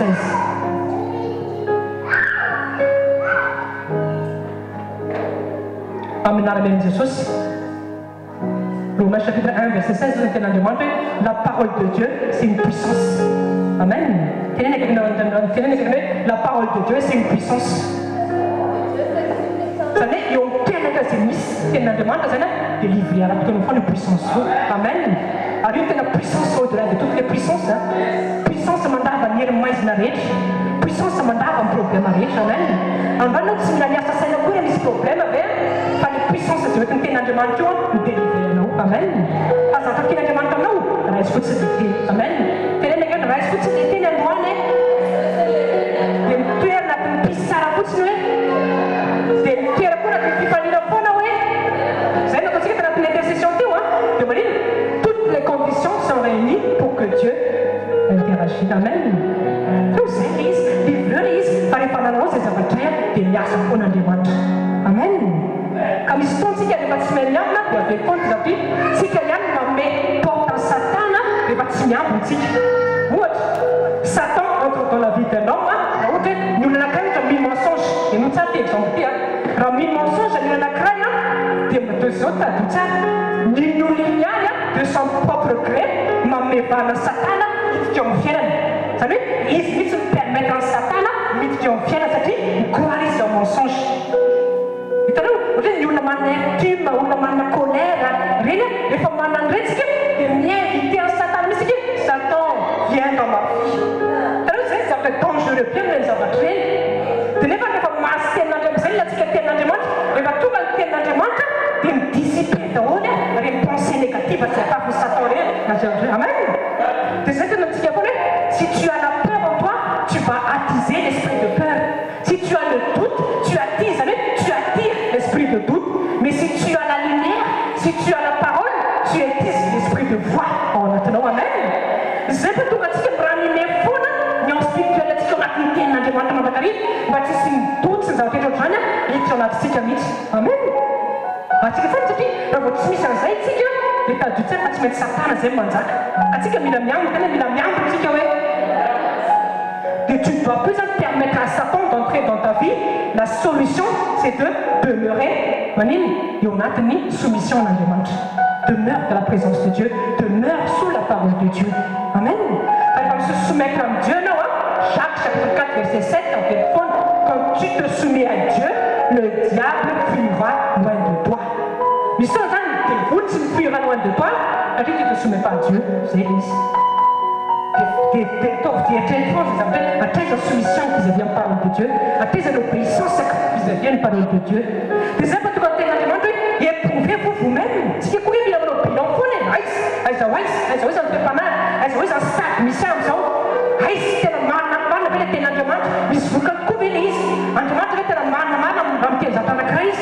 Amen. Vous c'est la nous demande, ils ont fait comme c'est la c'est quoi, vous savez, mets-moi les preuves aussi ça demande. La scope caméra je vais voir un manteau, un ça comme fit une lettre c'est pour manque on a Amen. Mais tu dois d'abord entrer dans les preuves, Amen. Et tu dois venir traverser les preuves. Si on fait la loi, famille, on vient de faire aussi votre pour moi. Amen. Hébreux chapitre 12 verset 2.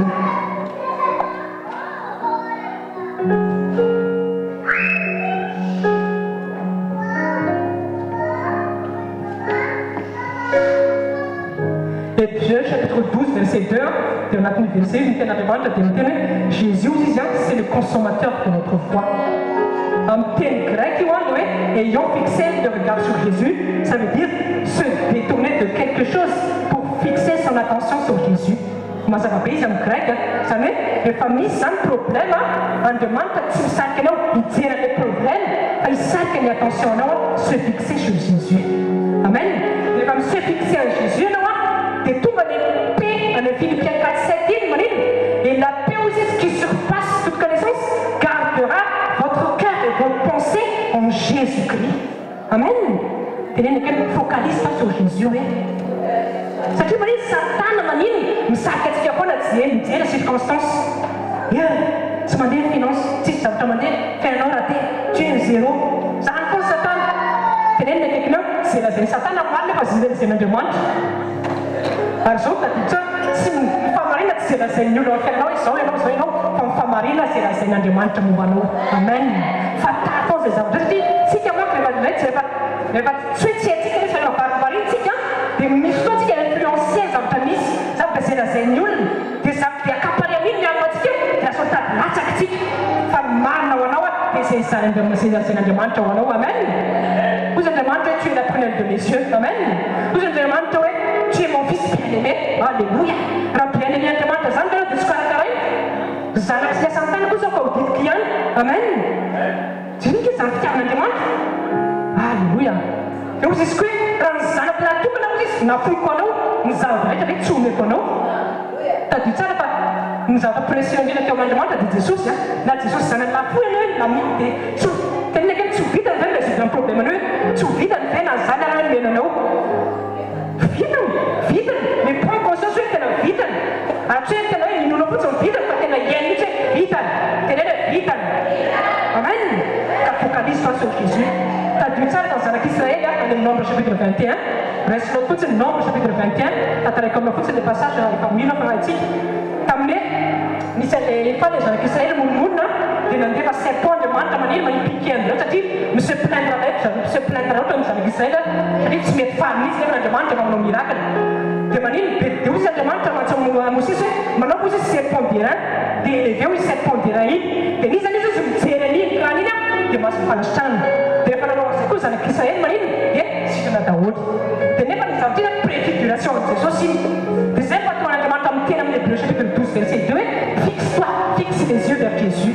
Elle va fixer les yeux sur Jésus et manière il y a là le problème à Amen. Quand tu sais elle va se fixer les yeux sur Jésus avec Israël de manière ça il arrête la tamiftonie. En douane si tu focalises tout ton être entier vers Jésus, qu'importe le problème que tu traverses aujourd'hui, en douane en faisant des mots de la de Jésus. Amen. C'est-à-dire focaliser non, il va faire le monde. Amen. Quand quelqu'un tient qui a rien, amen. Ta loi non, zéro, parce que loi, zéro. Amen. Alléluia. Quand tu sais pas, qui te honte ta loi, c'est c'était quelqu'un de peureux. Fallait venir dire, moi, tu appartiens à Gideon. Gideon, non, tu n'es pas peureux, mais tu es un héros. T'es simple, toi, la demande de toi, tu es Gideon, toi, tu es réveillé, l'homme spirituel. Hé, Gideon, faillant guerrier, lève-toi. Amen. Je dis Gideon, je m'attends tout l'autre, ça va, ça va me demander, Benjamin, le fait de la vie, c'est pas de pianiste, le pianiste, c'est cousin, tu vas mettre le canal, tu vas faire le canal. Et là, il y a quelqu'un qui s'est paranoïa. Dieu se demande de notre Gideon, lève-toi, faillant guerrier. Amen. De maintenant, tu as bien avec Gideon, et pendant la prise de conscience, Gideon, je suis un vaillant guerrier. Il entend où les peurs là, et où les restes là, et où les cités là, il n'a vu que l'on a un soldat, un ami. Amen. Tenez le Gideon, et non Gideon, oui. Amen. Tenez le Gideon, Gideon, on a tant de choses à Gideon, on a un beau, oui. Amen. C'est difficile. Il faut on a nous l'histoire des veillants, c'est pas la tienne de manche, guerrier, qui a fait le fond, a fait le vainqueur, de Manova, yeah.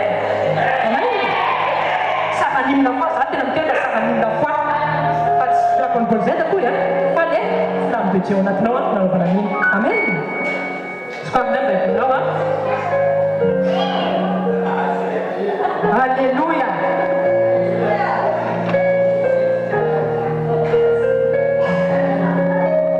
Job chapitre 19, verset 25.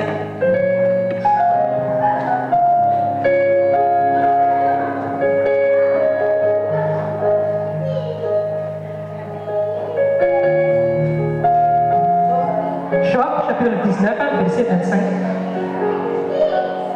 Aqui que ele feita na armée de Jesus. Je sais bien, moi, que j'ai un défenseur vivant et qui se dressera enfin sur cette terre. Quand par exemple, il y a pas de papier, la panopcha, quand il s'en va le parler, il y a un beau fils. Amen. Qui n'a pas de télé dans le verset, des autres. Mais vous voyez, vous connaissez dans la calée sur tout ça.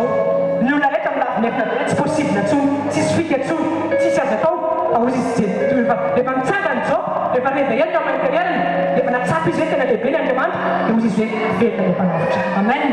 Tenez le quelqu'un, ton rédempteur est vivant, oui. Amen. C'est une demande de cette poule. Quand ça m'a dit je jette l'éponge.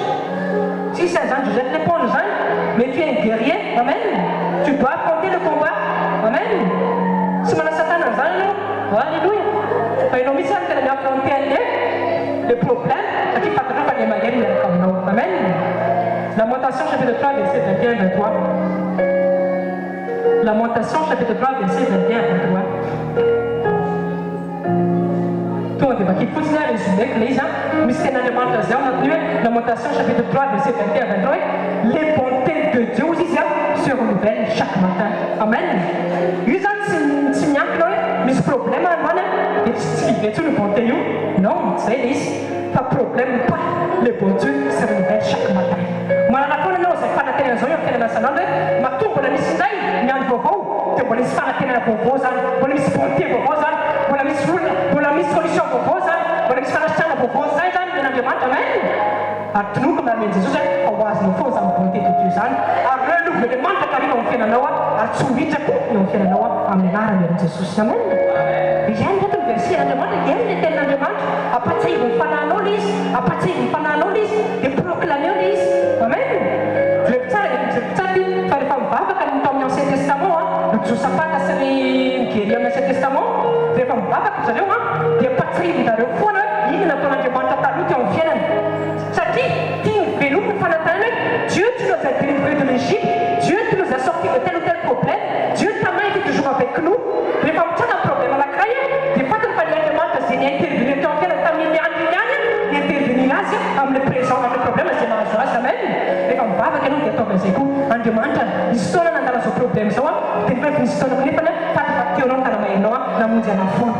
Face à me focaliser, du problème, des raisons de demande, non, rappelez aussi, c'est un Dieu fidèle, tellement que Dieu fidèle, pour nous, Aris, en demande, il y a un tennis, vous avez l'impression de son quantité, un tennis de ton boule, ni de l'arrêt, vous savez, les familles sans tenir en demande, les familles sont là comme tenir, et tu m'as dit, maman, il n'a pas le choix, Dieu est obligé d'obéir, c'est-à-dire, il est lié à sa parole. En demande, il n'a pas le choix, c'est-à-dire, il est fidèle à sa parole.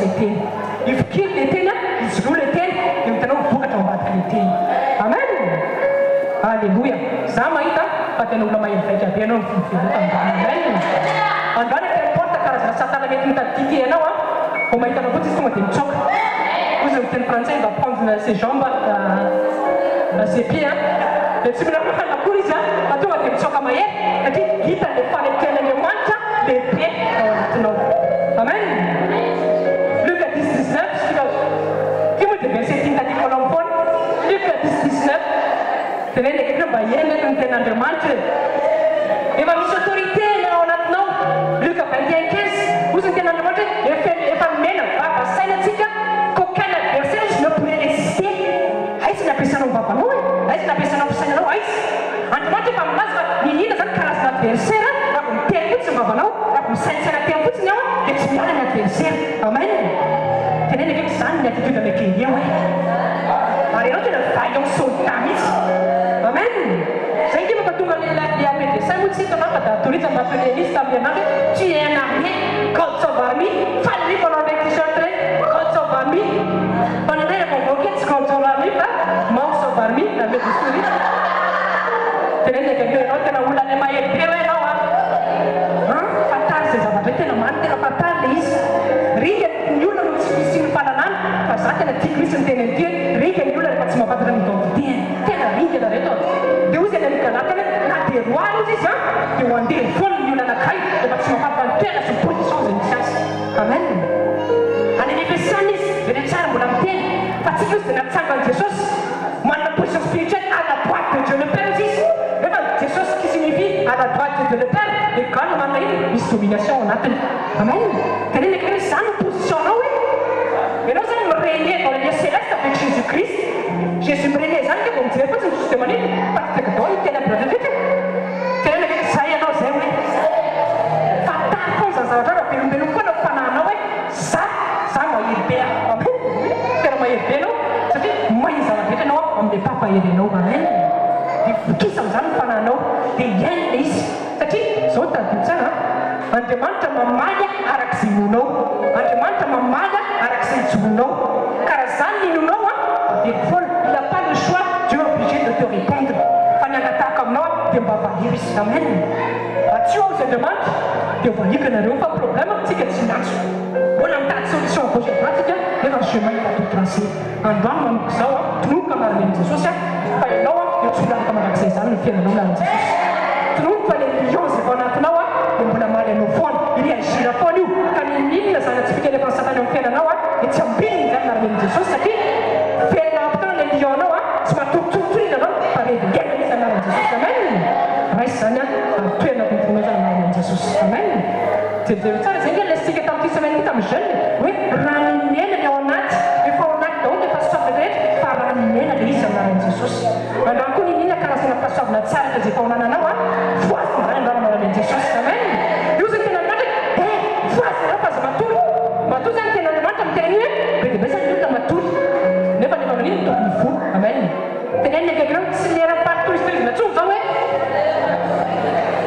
amen marina zany efa ao anatinao le façon par vas-y avance affronte les combats avec Dieu la victoire est déjà promise amen Andriamanitra ke tamin'ny teny zanaka Israely ny Kananita ozy dia atolotra nareo ndrona zanaka Israely taniny mila mandeha fotsiny izy fa le victoire dans le combat efa natolotr'Andriamanitra ho azy fa ndrona mila mijoro mila mandeha fa Andriamanitra tsy ko tena mijanona fotsiny nareo a fa manino izy mandeha any amen Ésaïe chapitre 60 verset 1 aitsika tsara niny Ésaïe chapitre 60 verset 1 lève-toi manino et Christ t'éclairera amen ianao zany tsy afaka éclairer anao tenin'Andriamanitra na tsy misy levé anao avery tsara tsy afaka éclairer anao Andriamanitra na tsy misy levé anao iny rehefa le levé ianao nge le levé le manam-pinoana le finoana tian'Andriamanitra levénao anatinao ranime la foi qui est en toi prends conscience de qui tu es affronte les difficultés affronte les combats parce que c'est moi qui te donnera la victoire amen victoire efa voaomana fa mila mandray le victoire ianao mila efa miny anao hoe natny problème io a sisy dikany hoe efa misy solution sady efa oman'Andriamanitra amen ozy Andriamanitra tsy fahafatesana manina ozy ny antony io fa isy eona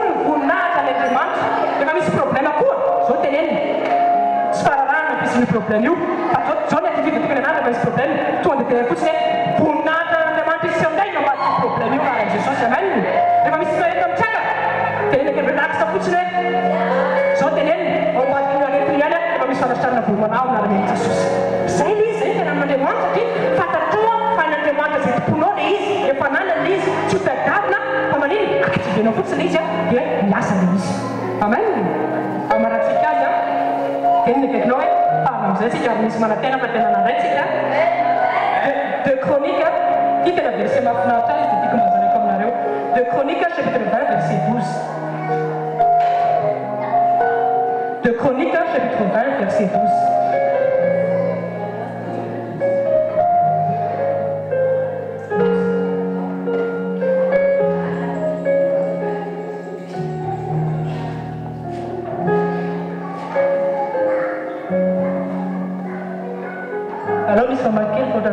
quel téléphone là dans le Mismaïta tout de Chronique chapitre 20 verset 12 Notre Dieu ne va-t-il pas réfugier? En effet, nous sommes sans force devant cette foule nombreuse qui veut nous attaquer et nous avons Amen. Repeta Josaphat fa hoafy ny firenena Seira moabita sy amonita na pikasy dia ozy tena tsika nay Jesosy ny afaka atao tena tsika nay satria be dia be loatra le ennemi fa ny zavatra fantatrany izy izy nos yeux sont fixés sur toi. Amen. Rehefa misy problème fixe tes yeux sur Jésus.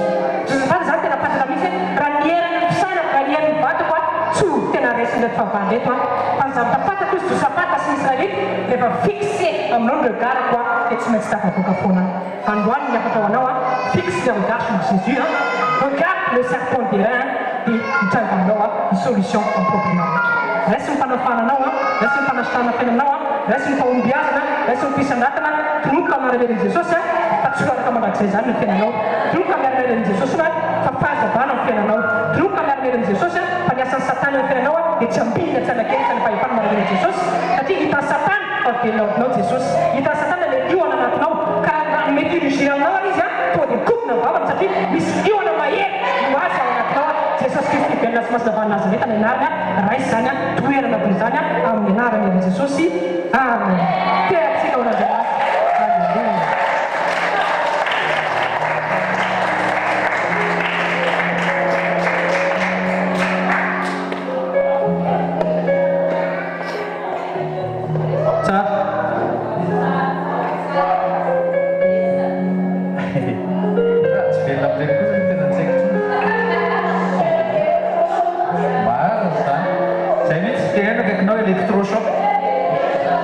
Electrochoc marasy mandoro fa mamely tonga dia manosogosona hitanareo sa misaotisaoty mihitsy izy amin'ny eo ambonin'le brancard amen da ohatsy fitsangana fa sady amin'izay koa mafana za dia tsy efa tena tsy ampy antsony ny palitao dia fanaiky ny enfilé manteau mihitsy aloha nidirantsika amin'ny sainte-saine aotsika amarana rapitsiko tena afarana ny jeune dia miteny any aza tonga dia misikosiko amin'ny sakafo aza manao programme restauration mihitsy ny rapitsoal fa miantso mivavaka andray fa aloha mba fahendreny boka fa rapitsiko tena mihinan-kanina rapitso olive rapitso maty masoandro fa androanitsika zany mba miaraka ndoa mba manasasika ndoa ifandray tanantsika mandray tanana daholy miara misaotra ny Jesosy tsika anaty fitiavan'Andriamanitra misaotra an'Andriamanitra tsika fa zao tamin'ny andron'ny Daniel ny anjelin'ny Persia ny persiste amin'ny andron'ny Jesosy tsika ny persy. Amen. Raha sarobidy avy amin'ny Jesosy Kristy tompo misaotra anao zay andritran'izay 20 jours zay ary farana nay rapitsika 21e jour de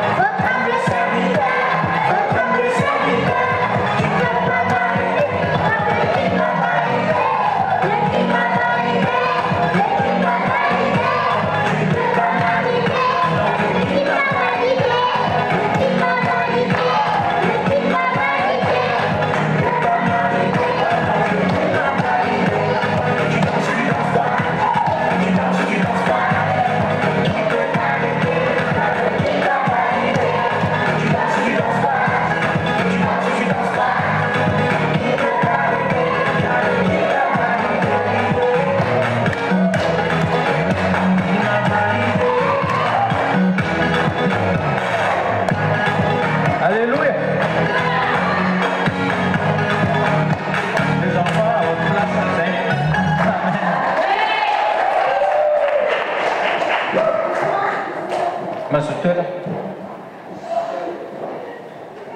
fantoka amin'ny Sainte-Seine tsika Genèse 2 verset 17 tsy maintsy mba misy fotoana mba ampifaliana kosa aloha ny kilonga satria raha ohatra hoe tsy hita foana dia maintsy mba ampifaliantsika izy ao tombo kosa nefa amen.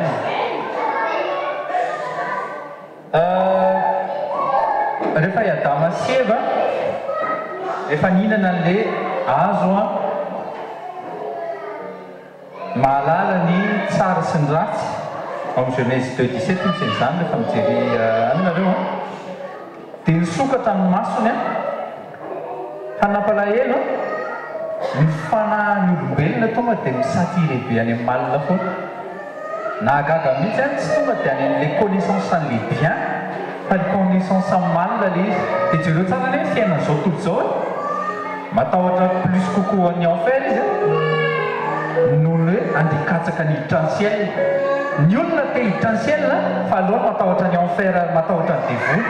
Rehefa proposenao momba ny solution momba n'Andriamanitra izy nefa lazay fa fanatika ianao zero tsara izy alohan'ny olona matahotra devoly dia mitraité anao fanatika zay mihitsy ohatra hoe ny olona zany naturan'ny olombelona Adama sy Eva le nanoto dia attiré amin'ny malina foana tetika tena rehefa namaky an'ity dia gaga be fa maninona tonga dia le malina tonga dia nakahery be mazava be le izy satria mifantoka tamin'Andriamanitra zareo tsy mifantoka tamin'Andriamanitra tony zareo fa lasa andevy ny Satana izy teo mipasy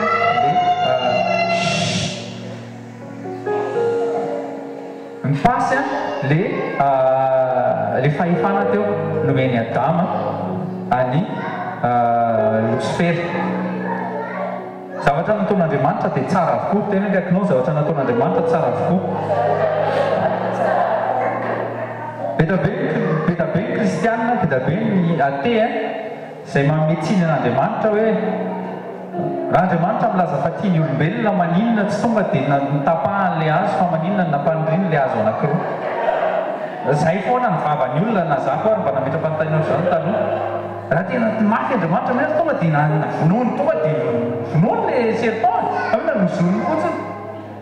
Manana plan Andriamanitra ny kaikinao manana plan Andriamanitra ary tena tiany dia tena tiany ny olombelona satria natolony ny aina mba famonjena senao ataovy ao anatinao zay Dieu c'est un Dieu bon. C'est le matou batik amtene God is good all the time God is good. Dieu est bon tout le temps Dieu est bon.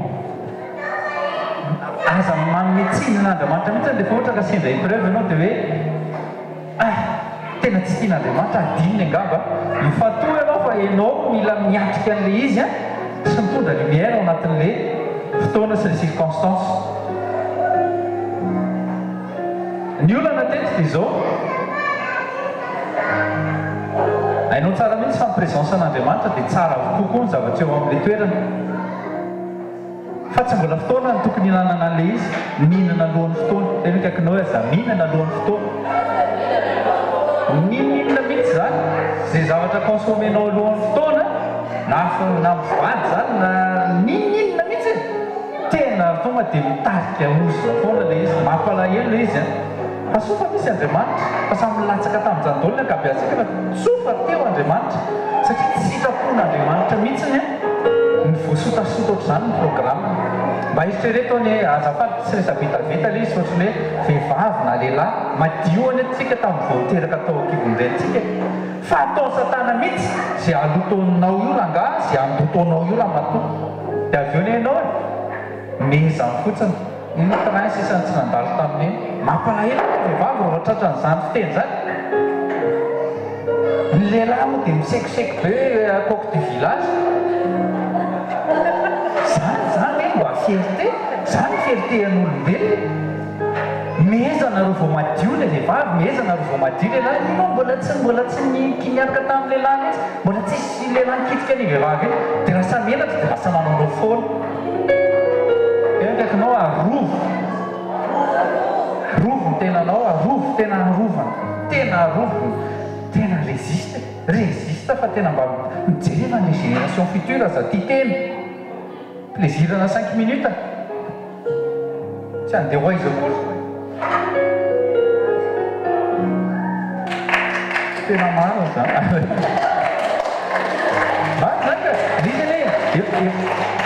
reny satana izy tia révélation amin'ny pasteur Rodolphe dia mbola mifanahy masina tao anatin'ilay izy dia zao tsara ny tenenin'izy hoe le programme an'Andriamanitra ny ampinana ny zareo an'le vokatry le azo mahafantatra ny tsara sy ny ratsy dia rehefa avy mihinana an'izy dia mihinana le arbre de vie le fruit an'le arbre de vie reny satana zay zavatra zay hitanareo ohatran'le client hitanareo ohatran'le commercial le te devancer reny dia mivoler an'le client dia miprésenter any ohatran'le même produit izy fa fosy fopla izy ga fopla dia vao tonga any an-trano izy dia ny sasany aka maty eny an-dalana le izy dia gaga ianao avy eo ahoana ny teny tsy mandeha le izy satria tsy mbola fotoanana ao Genèse 3:24 rehefa voroaka ny olombelona tsy ho fanatrehan'Andriamanitra intsony dia ny zavatra nataon'Andriamanitra dia ny sakanana tsy mipotehana le arbre de vie io le Apocalypse chapitre 7 izay raha tsy diso sa 17 izy teo pasteur fa efa nomanin'Andriamanitra io fa zao le voateny amin'izay Apocalypse zay 17 angamba le izy ka tsy raha fa 17 le izy hoe zay mandresy dia avelako mihinana amin'ilay arbre de vie efa programme an'Andriamanitra tena kaikinao efa programme an'Andriamanitra mihitsy le hinananao an'le izy fa aza mihinana amin'ny fotoanany mihitsy ny tena aza mihinana amin'ny tsy fotoanan'Andriamanitra moa zany tiako tenena aza midevancer an'Andriamanitra zany mininina mihitsy raha miteny Andriamanitra hiprospera ny vianao ohatra aza mandinga an'izany hoe ao anatin'ny kolikoly ao anatin'ny kolikoly ianao dia avy eo lasa milika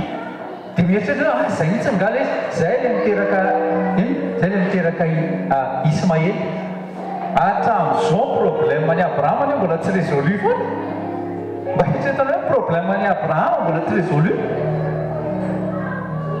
satria mihinana alohan'ny fotoana zanaka tsy nirian'Andriamanitra mihitsy ny Ismaely ianao zao mety miteny fa manina koa raha tonga dia natao momba koa iagary kaikinao hoe any aminao mihitsy le safidy ohatr'izany koa ngamotsy tonga dia afaka nyteny izy hevy non ne touche pas ne mange pas fa misy choix olombelona tena kaikinao hoe esprit zako manana choix tena manana choix ka zay choix zay mandraky tiany androany mandra-pialanao eto ambony tany andovany lanitra choix ny ahatonga anao miditry ny lanitra choix ny mahatonga anao miditry ny lanitra ary choix koa mahatonga ny olona mankany amin'ny enfer za mahatonga ny olona zay mitémoigner zay ohatra hoe avany amin'ny enfer sa ohatran'izany reny nampahitan'Andriamanitra momba ny enfer dia jereo mametsiny an'andriamanitra daholo avy eo mody mitaraina hoe mba mamindrafo amiko androny fo fa avy eo tonga dia mametsiny an'andriamanitra avy eo satria fatany fahasoahana tonga azy tany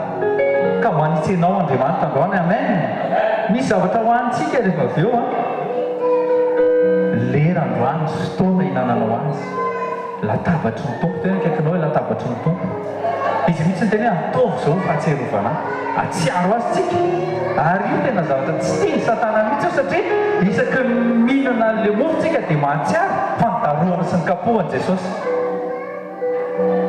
Raha nanao partage ny tatitiana teo dia ny zavatra ny teneko tadidio tsara mila jerenao tsara ny conjugaison ana verbe ao anatin'ny baiboly fa misy eo présent continu présent foana izany hoe isaky mamaky an'le izy ianao ohatra hoe par sa mère précieuse nous sommes guéris dia à l'instant mamaky an'iny ianao dia tu es guéri.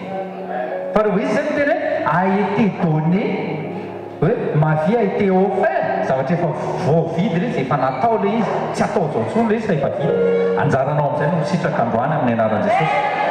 Io dia fahatserovana nofo Kristy ary le raha ihany keo io koa alan'ny satana tena kaikinao hoe tiako alan'ny satana mihitsy io raha io alany mihitsy io tsy tiany maizina mihitsy io satria io no nampidarabika azy io no nanaovan'andriamanitra soni fa zasy anao dia olom-bavoana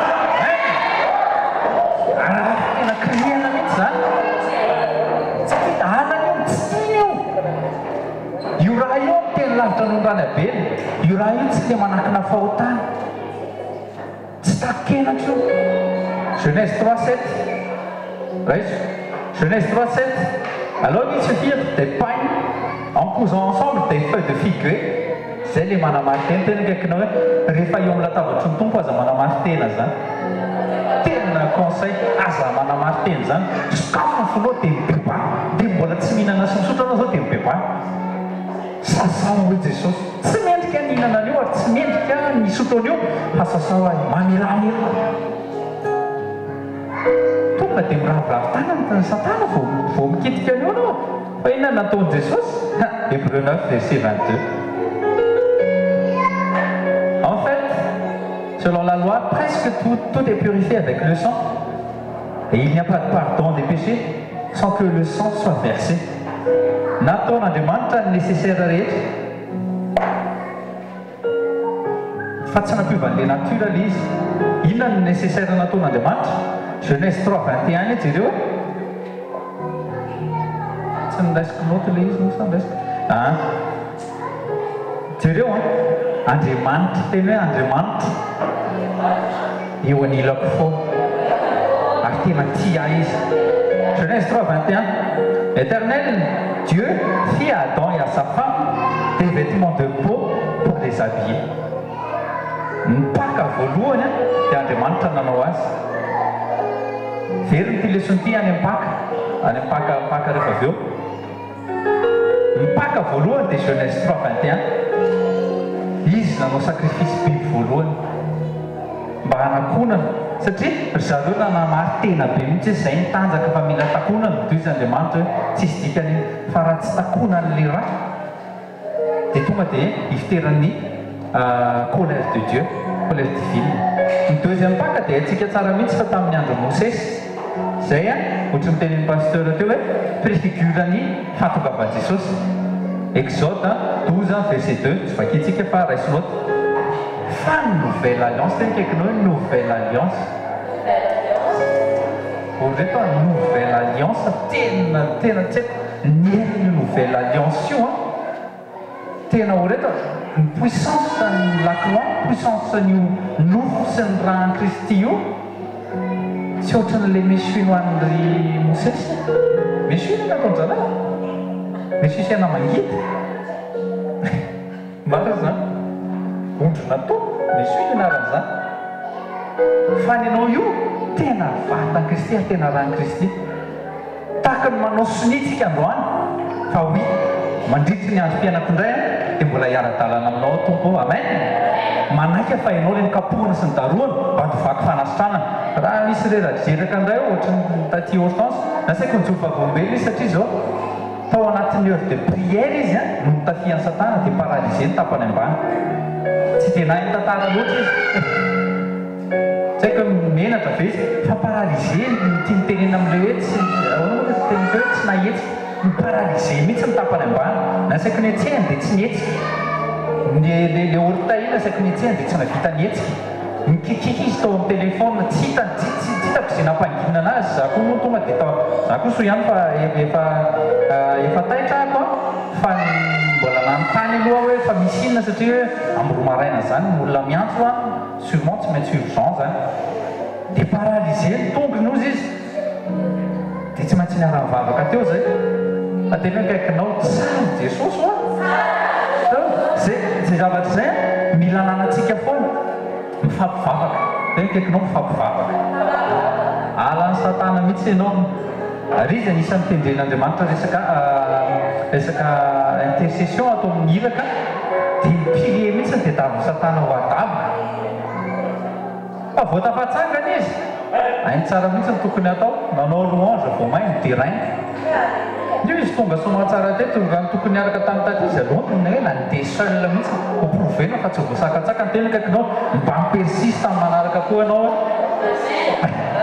tsy ny vonitserikely dia tsy tonga zany aloha le fanaiky paralysé io izy io jereo voninahitry jesosy any tsy maintsy hijorontsika atao hafa-baraky satria misy naniraka misy fanamaloto ao amin'ny meuble-anao io misy olona milalao fanamaloto dia misy naniraka le izy en fait fa fatany fa manao vavaka ianao entre minuit et 2 heures du matin mivavaka dia izay ny tenen'ny fanahy masina anaviantsika ny retour en envoyeur le izy ka naran jesosy tsika tsy manozona tsika tsy mahazo manozona afaka manao retour en envoyeur tsika raha zay tedavina amen aza zay ny tenen'ny pasteur teo aza misubira fotsiny ianao ary aza miencaissé zany za tsy mahazo miencaissé zay pasiny satana zany tena kaikinao androany no ny corps de Jésus no ny sang de Jésus malédiction brisée au nom de Jésus amen ao anatin'ny nouvelle alliance tsika 1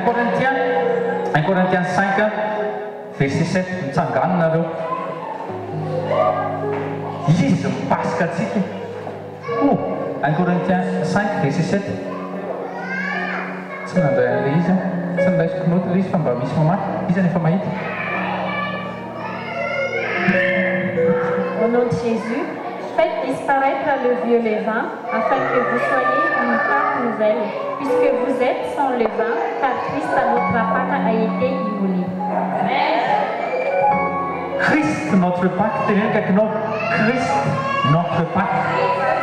Alléluia, tonga dia zareo Christ ampakatsika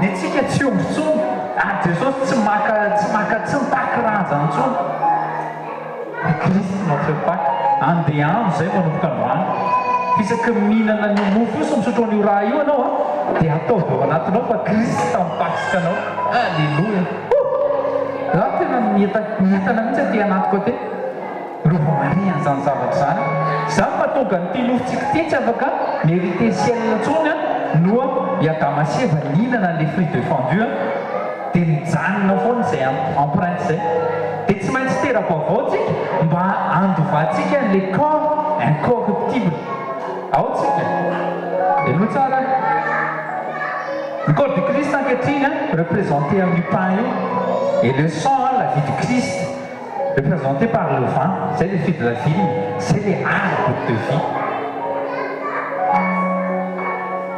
Une bonne nouvelle des hommes, c'est les bonnes nouvelles. Voici qu'elle est de nouveau, né de l'esprit, né de la chair. Ça dit d'une seule façon.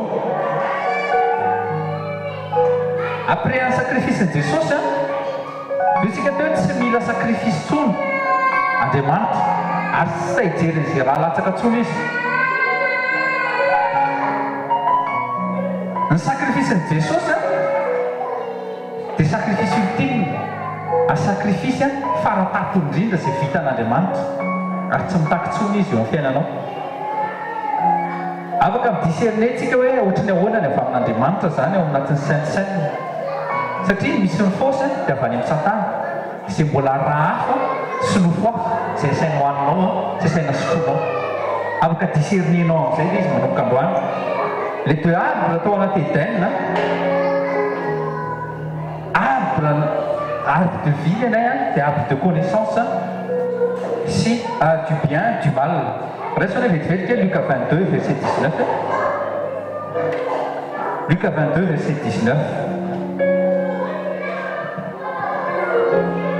ensuite il prit du pain remercia Dieu le partagea en morceaux qu'il leur donna en disant ceci est mon corps qui est donné pour vous faites cela en souvenir de moi tenez quelque nom Jesus mihitsy no miteny faites cela en souvenir de moi izy tsy niteny amin'ny Mosesy hoe ataovy zao ny fahatserovana tanareo amin'izay la différence ancienne alliance ny ancienne alliance tsy nitenenina ntsony hoe avereny zao zavatra zao tsy nitaky raha ntsony izy tsy nitaky ondry ntsony izy nofona ondry izy hoanina fa nofony sy ny rano Jesosy de izy faites cela ozy izy en mémoire de moi discerneo tsara ny corps du Christ discerneo tsara ny sang du Christ amin'ny anaran'i Jesosy Nouveau Testament dia ordre vaovao milatsaka avy any an-danitra ny arbre de la connaissance du mal et du bien représenté tamin'ny pain pourquoi tena kaikinao hoe fa ahoana azy jereo tsara l'izy révélation nomeny Jesosy amin'ny pasteur Rodolphe le izy dia azaveko aminareo misy kokoa le izy ampiko aran Jesosy maso ny Damasène dia nisokatra rehefa nihinana an'le fruit de l'arbre afantaranao choix bien du mal ao etsika les enfants mipetraka eto nareo tsy mipetraka eny akaiky ny dada sy mamanareo nareo dia tsy metrika tsony ao tsika averiko le izy fa maninona le pain hita le pain teo azafady no io le me représenter les arbres de connaissance du mal et du bien dia averiko le izy i Adama sy Eva rehefa nihinana an'le fruit de l'arbre de la connaissance du bien et du mal dia nisokatra ny masony ary nisokatra tany amin'ny ratsy le izy dia reste hoe Luc 24:31 Luc 24:31 rehefa nihinana ny mofo nihinana ny corps du Christ ny apôstôly anankiroa le nakany Damascos inona ny zavatra antrany alors leurs yeux s'ouvrirent et le reconnurent zareo le fifandraisana izy androany ianao raha hihinana nofony Jesosy dia le taky mihinana an'le arbre de connaissance nananao an'le choix du bien du mal amin'izay ianao androany hainao amin'izay discerner an'le mal sy bien satria fotoana zao ahafahanao mihinana an'le izy faites ceci en mémoire de moi sy Jesosy raiso ary hoano amin'ny anaran'i Jesosy aminy Jesosy misaotra amin'ny connaissance misaotra ny maso ny intelligence anay izay misokatra ny maso spirituel anay izay misokatra fa mihinana anao zay zao dia mahitanao ary mahafantatra anao amin'ny anaran'i Jesosy amen c'est-à-dire la connaissance nous a été donnée en mangeant le corps du Christ anisan'izay ihany koa le hoe le corps du Christ le nitaroana raisany koa mifanasitranana raisany koa ny hery raha ohatra ianao ka fizambizaka zao amen lasa legal amin'Andriamanitra ny fihinanantsika sy fisotrika ny rahan'i Jesosy tena kaikinao hoe legal le izy tsy hors-la-loi zany tsika rehefa mihinana nofo sy ny rahan'i Kristy ny olona no mametraka loi tena kaikinao oak'izay lasa zioga le izy hoe raha tsy manao an'izao tsy afaka mihinana sy misotro fa ao anaty baiboly ao amin'ny acte 2 tsisy lalàna zany mihitsiny fa mifampiditra trano mihitsiny ry Paul sy ry Petera mbola tsisy ny Paul moa tamin'izany fa ry Petera sy ny apôstôly mifampizara mofo sy ny raha isan'andro tena kaikinao isan'andro vaika zany ty fandraisany ty afaka ataonao isan'andro mihitsy tareo amin'izay fa ny fiangonana manao an'le izy fiangonana taty aoriana hoe isaky ny lady voalohany sy lady fahiefatra sy ny fahiefatra tsy haiko hoe lalàny tena kaikinao oka le lalàny tsika eo ambany fahasoavana zany koa tsy midika hoe zay le nampianariny tatirina teo le izy tsy resaka hoe lasa routine le izy tandreo sao dia lasa routine ny fihinanana sy fisotroana io sans discerner le corps du Christ fa lasa mivadika malédiction indray le izy zany mahatonga antsika tsy maintsy concentré foana amin'ny fanatrehan'Andriamanitra e discernentsika amin'ny fanatrehan'Andriamanitra misy fahasoavana eo. Alléluia. Raisondrahan'i Jesosy alliance éternelle zay nifanaovan'Andriamanitra soni tamin'ny zanany tamin'ny anjanany marika fa ty raha ty ihany no mamafa ny elokao ka raha iso mifamelan-kelika dia mandehana fa voavelona ny elokao izy Jesosy mamafa ny elokao raha iso asotrolo